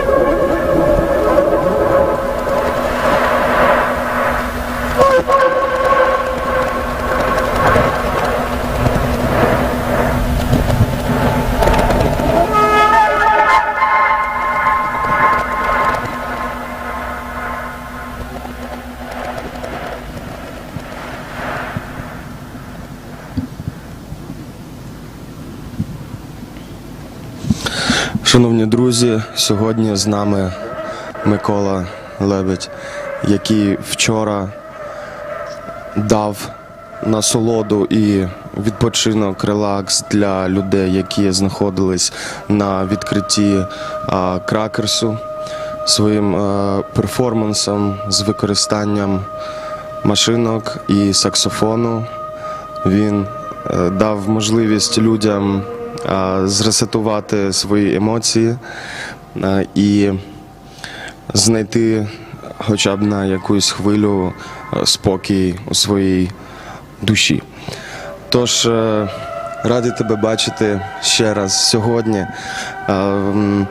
Розкажи, будь ласка, як взагалі виглядає твоя подорож Європою, де ти за цей час встиг виступити, і як виглядала публіка, яка тебе зустрічала? Чи це були здебільшого люди з України, чи також приходили місцеві? Дякую за запрошення, перш за все. Вчора було круто грати тут. І люди теж були приємні, і круто бачити різних людей з різних країн і різних національностей разом. Моя подорож проходить насправді вже півроку, тому що певний час я проводжу в Німеччині. Я також турив разом з іншими українськими гуртами в листопаді в Німеччині, Бельгії, Голландії та Франції. І ось цей весь травень я їжджу в Польщі та Німеччині знову. Цей тур я вже повністю зробив та знайшов сам практично, тільки з допомогою ще кількох знайомих. І тому це перший раз, коли я за кордоном повністю організував щось цілком сам для себе, а не впав комусь на хвіст в готовий більш-менш тур, або там підсів в тачку з кимось і поїхав кудись. І люди насправді різні, залежно від різних міст і країн. Звичайно, що коли українці бачать за кордоном якусь українську подію, то вони приходять, навіть якщо вони не слухають таку музику або не знають, хто ти. Бо є момент цікавості, момент того, що це хтось чуть-чуть ближче, ніж люди, серед яких ти живеш зараз. Але в різних містах по-різному, інколи українців зовсім не бувало, інколи тільки вони бували. Інколи А це де, наприклад, було таке? Де їх не бувало? Наприклад, я був в Голландії в місті Дордрехт, і там були тільки місцеві люди, оскільки в них там є такий кластер на краю міста, типу на промзоні. Там чоловіки зібралися, зробили собі з одного великого павільйону галерею, розбиту на 20 чи скількись там майстерень. І вони собі там тусуються, роблять собі івенти, типу хтось займається музикою, хтось візуалкою, хтось ще чимось. І я колись їздив до них раніше своїм попереднім гуртом, ми грали, і по таким старим зв'язкам я туди приїхав знову тільки вже сам. І загалом, чим далі ти від України, тим менше українців можна зустріти на подіях. Тому що в Польщі дуже багато, в Німеччині теж залежно від міста, тому що в Берліні є велика українська спільнота, в інших містах вона доволі роздріблена або якась не консолідована з якимись молодіжними, типу, прогресивними рухами зовсім. І це більше як якісь окремі люди, які там з інтернету дізналися, або хтось із знайомих їх сказав, що є якийсь там концерт українських музикантів у вашому місті. І є певна цікавість у іноземців. Часто в них немає цікавості, тому що для них якийсь український контекст подій завжди в контексті сумному, і не завжди хочеться в п'ятницю йти. І коли ти отримуєш так прямо в обличчя, що така реальність погана, і ти маєш якось цьому співпереживати, або свідомо чи несвідомо. Я помічаю, що часто іноземців це, наприклад, відлякує. Саме від відвідування подій. І навіть за якийсь певний час, скільки я був на інших українських подіях, ніж де я брав участь, в мене також є це відчуття того, що коли я приходжу на навіть там якісь а-ля рейв, і там вся музика класна, швидко грає, і всі танцюють, то в мене, наприклад, немає відчуття такого, типу, там, клас, я тусуюсь там десь на рейві, і все супер класно. Зазвичай мені стає навпаки сумніше, і я думаю, треба йти додому, чи де я там вписуюсь сьогодні і лягати спати, тому що в мене зовсім не той настрій, щоб тусуватися, і завжди є якийсь задній фон, який тобі не дає повністю розслабитися, там прийти, зіграти на концерт, потусити, піти ще кудись і так там, типу, до ранку або 2 дні гуляти. Це відчуття доволі атрофувалося. Ну, це, до речі, дуже цікаво, те, що ти кажеш, що на Заході зараз будь-яка тематика пов'язана з Україною, неважливо, чи це мистецтво, чи це концерт, чи це навіть стендап, у них це просто з'являється почуття якогось страху, чогось неприємного і якоїсь, власне, як ти кажеш, відповідальності, яку вони не зовсім хочуть брати в день, коли хочуть розслабитись. Теж, мені здається, це через те, що вони не зовсім проживають ці всі злидні, які ми відчуваємо на собі. Тому що, мені здається, чим ближче ти до цих подій, і до війни, і до всього, що її оточує, тим сильніше ти проживаєш і розумієш. І теж починаєш цінувати такі моменти, коли, власне, ти можеш піти і просто годинку посидіти, полежати, послухати музику. Тому що це є дуже важливо, це в якомусь сенсі і є то, заради чого ми живемо і за що ми боремось, за можливість спокійно жити життя так, як нам хочеться. Ну так, але також дуже часто зі сторони українців і взагалі українське суспільство лунає те, що іноземці, вестерни, європейці, вони там не доганяють, що відбувається, і взагалі нічого в житті ніби не викупають, але вони не мають цього доганяти, бо це не їхня реальність. Це в них в країні відбувається, і для багатьох Україна це десь там за Польщею, де вони ніколи не були, і чують тільки про неї вже там купу років якісь, не самі приємні новини, то революція, то ще якась діч, то одна війна, то інша. І, є певний образ того, що Україна там завжди щось погане. І тільки люди, які там були, або пожили, або приїжджали потусуватися, вони знають, що це зовсім по-іншому. Навіть коли ти живеш в Україні під час війни, і люди, які там виїхали в перші дні війни, або виїхали раніше і не вертаються, тому що, цілком зрозуміло, чи люди не вертаються, і вони бояться повернутися. Наприклад, у мене були такі випадки, коли я говорив з знайомими, і вони такі, я хочу приїхати, але я боюсь. І ти розумієш, що бояться, знести не можна, а з іншої всі ходять на роботу, всі ходять в кафе, гуляють на вихідних. Але коли ти десь за кордоном і ти не проводиш в цьому весь день, і все своє життя для тебе це виглядає тільки як погані новини, які ніколи не закінчаться. Ну так, але власне, чи ти не вважаєш, що ти виконуєш в певному сенсі таку місію просвітлення людей в Європі, на Заході, що, власне, Україна є різною, і Україна – це не тільки страждання і війна, але це теж культура, мистецтво, музика, досвідчені і люди, які мають дуже глибокі думки відносно багатьох важливих речей, що, власне, ти їдеш і демонструєш те, що відбувається зараз, це всього лиш певний етап України, який ми разом маємо пройти, аби мати можливість відчувати спокій і безпеку вдома. І, власне, ти своїм мистецтвом даєш це зрозуміти. Як ти вважаєш?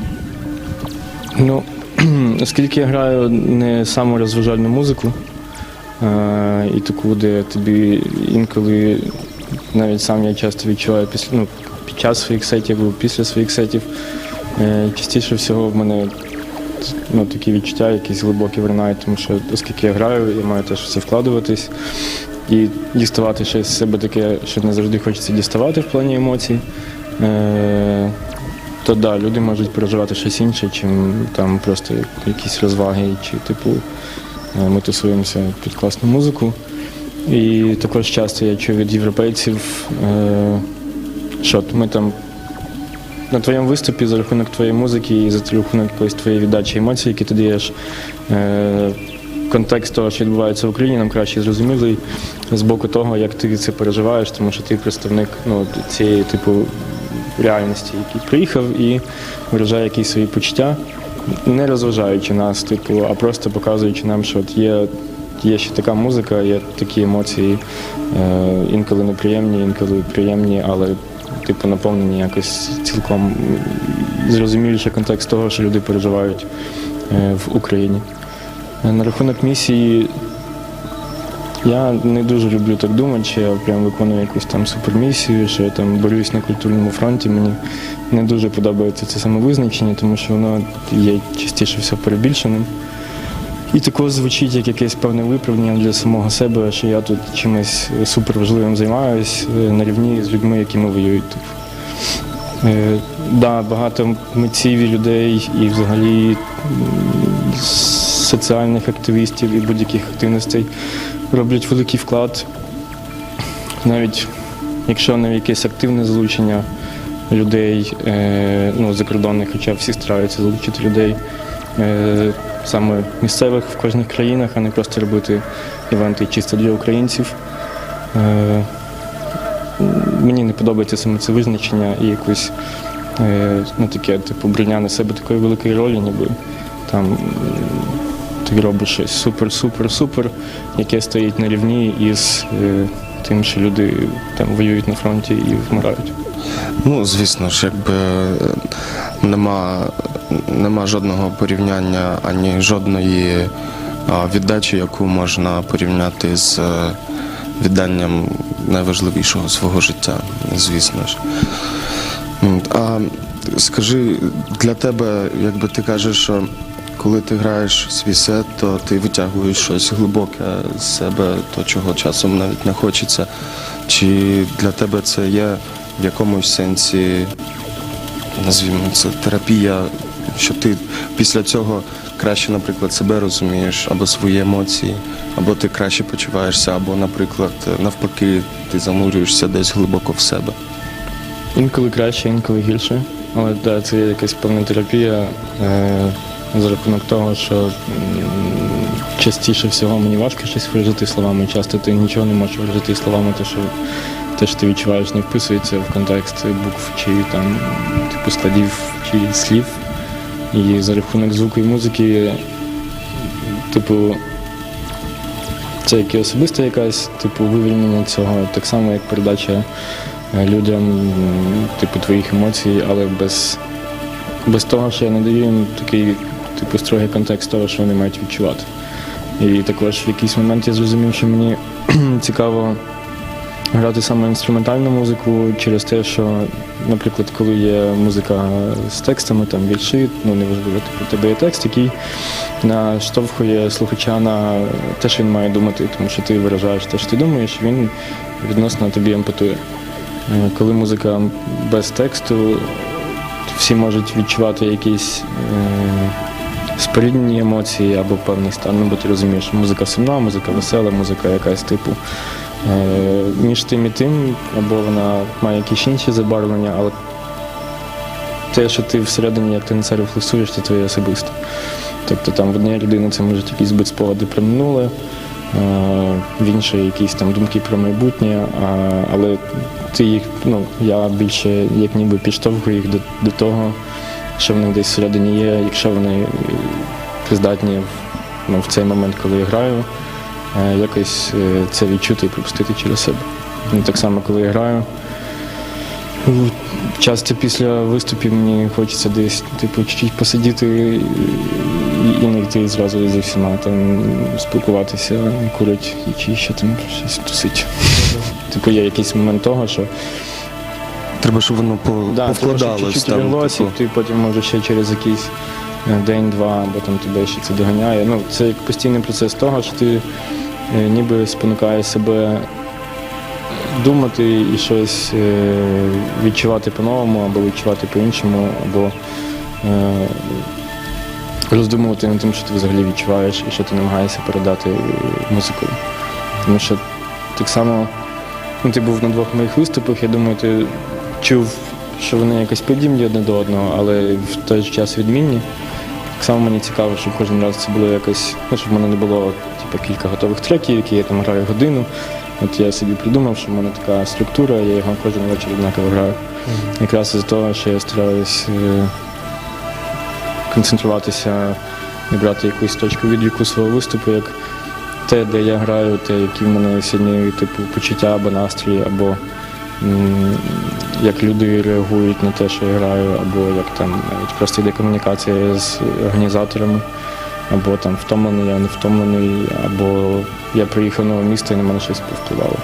Тобто, були також такі випадки, коли я грав минулого літа в Івано-Франківську на закритті виставки, там теж про війну, там типу Кадан, Курбас і Кадирова, і всі ці українські, типу, самі круті артисти робили свої візуалки про війну. І я приїхав грати на закриття цієї виставки. І якраз за 15 хвилин до того, як йти на сцену, мене кураторка і організаторка виступу завела подивитися на цю виставку. І, у мене був один настрій, коли я приїхав у Франківський на саундчек взагалі. І буквально через 10 хвилин, будучи на цій виставці, в мене зовсім був інший настрій, і мій виступ тоді був зовсім іншого звучання, чим я собі навіть там приблизно планував, який він буде. І за рахунок цього є якась свобода того, що ти граєш, і того, що ти виражаєш. Ти не зациклений в тому, що який би в тебе не був настрій чи бажання, ти можеш грати те, що ти придумав колись. Тобто, в певному сенсі, твій сетап і твої звукові хвилі, які ти видаєш, це в певному сенсі така течія, на яку кожен може застрибнути відносно того, як він сам почуває, який має досвід. А ще от я хотів запитати про твоє досвідчення з саксофоном. Чи ти давно їм займаєшся, як він з'явився в твоєму житті? Тому що, насправді, я бачив багато лайв-перформансів, власне, з використанням машинок, синтезаторів і так далі. І з додатком якогось такого інструменту, але ще ніколи не бачив, щоб це був саксофон. Якщо можеш трохи розповісти про його історію в твоєму житті. Я вчився в школі на фортепіано і через років 6 чи 7 майже свого навчання на фортепіано. Я також почав вчитися на саксофоні, тому що я почав забивати на фортепіано, тому що, по-перше, довгий час я вчився. По-друге, в мене тоді був викладач, який чуть-чуть не підходив мене, і мене переставала цікавити музика загалом. І мої батьки просто підштовхнули мене спробую на саксофоні для того, щоб я не закинув займатися музикою. І це якраз дало те, що мені знову стало цікаво, бо, по-перше, це якийсь новий інструмент, зовсім інший викладач і зовсім інше коло спілкування зразу в тобі відкривається. А по-друге, зовсім інше вираження, і спектр тембрів, які ти граєш. І, тобто, певний час я вчився паралельно на двох інструментах, потім далі продовжував навчання на саксофоні. І років 10 я на фортепіано практично не грав зовсім. Тобто, через якийсь час потім я знову почав грати на фортепіано і якось імплементувати його в свою творчість. І тому в мене, на саксофоні я можу грати одне, на фортепіано інше. На деяких лайвах я його все компоную, але сам мій сетап на лайві теж доволі гнучкий, тому що незалежно від того, де я граю, або що організатори можуть вони знайти фортепіано, або вони є, або немає, я від цього не залежу, тому що гнучкий в своїх налаштуваннях. І зараз я більше сконцентрований на саксофоні, тому що я знову ніби він мене почав цікавити, тому що певний час в мене також була якась фрустрація в тому. Типу, я граю музику, я їжджу, воно все класно, але інколи це зробиш в певному рівні на автоматі, а інколи ти розумієш, що ти хочеш тільки цілими днями займатися і ніби по-новому вчитися чомусь. І з'являється бажання незвіданого. З'являється бажання по-новому якось перевідкривати або доучувати те, що ти там не довчив, або що тобі не було недоступно, плюс за багато років досвіду якогось різної музики. Я ще грав там і важку музику, і всякі там типу хардкор, пост-метал, і в джазових оркестрах, і в оркестрі імпровізаційної музики в Києві. І часто в якихось таких комбо, які доволі різносторонні, і ти по різносторонньому відкриваєш себе як музикант і інструменти, на яких ти граєш. І загалом це виглядає незвично, тому коли люди бачать, що ти граєш на саксофоні, плюс ще використовуєш якісь синти, чи там лупери, чи ще щось, це зразу привертає як і зір, так і якийсь твій слух, тому що це вже не те, що ти зазвичай звик бачити на вихідних або не на вихідних на івентах. Типу це зразу привертає увагу, тому що це дійсно щось не те, до чого ти звик навіть сам там бачити. Так, тобто тобі може подобатись музика, може не подобатись. Я думаю, багато людей можуть не отримувати задоволення від того, що я граю, і це нормально, але все рівно це якось привертає увагу до того, що є якийсь чувак, який грає на саксофоні, і це звучить цікаво, але може мене це не торкається. Ну так, але задоволення, я думаю, загалом це якби дуже відносне вираження, тим більше в стосунку до музики. Тому це що особисто, тобі або подобається музика, або ні. І вона може бути там якоюсь суперкрутою, або навороченою, або прогресивною, або суперзумною, або супертупою, або це може бути там хіти Тік-Тока, але головне, чи тобі воно якось резонує, чи ні. Ну так, власне. Але з того, що я бачив вчора, то люди під час твого виступу, вони прожили якийсь такий свій власний внутрішній трип, а багато людей теж просто лягло на коврі і закрило очі. І просто, знаєш, і відкрили свої очі, коли ти сказав там «Дякую», так. Ось, і потім, що я питав, і люди, які казали, то вони, власне, звернули увагу на то, знаєш, вони взагалі це сприйняли і описували це так, ніби це не якийсь музикальний лайв-перформанс, а що це зовсім щось інше було. Власне, ніби ти просто там просвірлив їм десь в третьому оці, знаєш, прохід, і вони йшли в себе і пропрацьовували якісь моменти, пов'язані з собою, з внутрішні якісь і проблеми, і гарні речі. Просто дав людям можливість нарешті затриматись на секунду, знаєш, і подумати, а навіщо взагалі, і що? Такі якісь дуже фундаментальні питання звучали вчора. Добре. Якщо ти хочеш якийсь ще меседж вкинути в цей простір, то я тебе запрошую до цього і, думаю, будемо поволі закінчувати. Меседж, я не знаю, треба робити те, що ти хочеш. І тоді, може, в тебе щось вийде. Просто я якось для себе зрозумів, що треба робити те, що ти хочеш більше, і бути таким чеснішим собою. Якщо це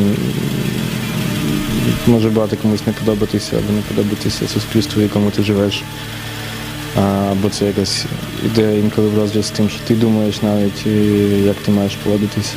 Але якщо ти більше слухаєш, що ти хочеш насправді, і чи дійсно воно того вартує, то треба це робити, так відноситись. Окей. Дякую тобі велике. І маю надію, що ми ще не раз побачимось чи тут, чи десь за кордоном, чи онлайн, чи офлайн. В Україні не краще. В Криму. Наступного разу так, робимо грінбокс в Криму, десь в Євпаторії з Миколою Лебедем в новому перформансі. Дякую всім. Дякую дуже за запрошення.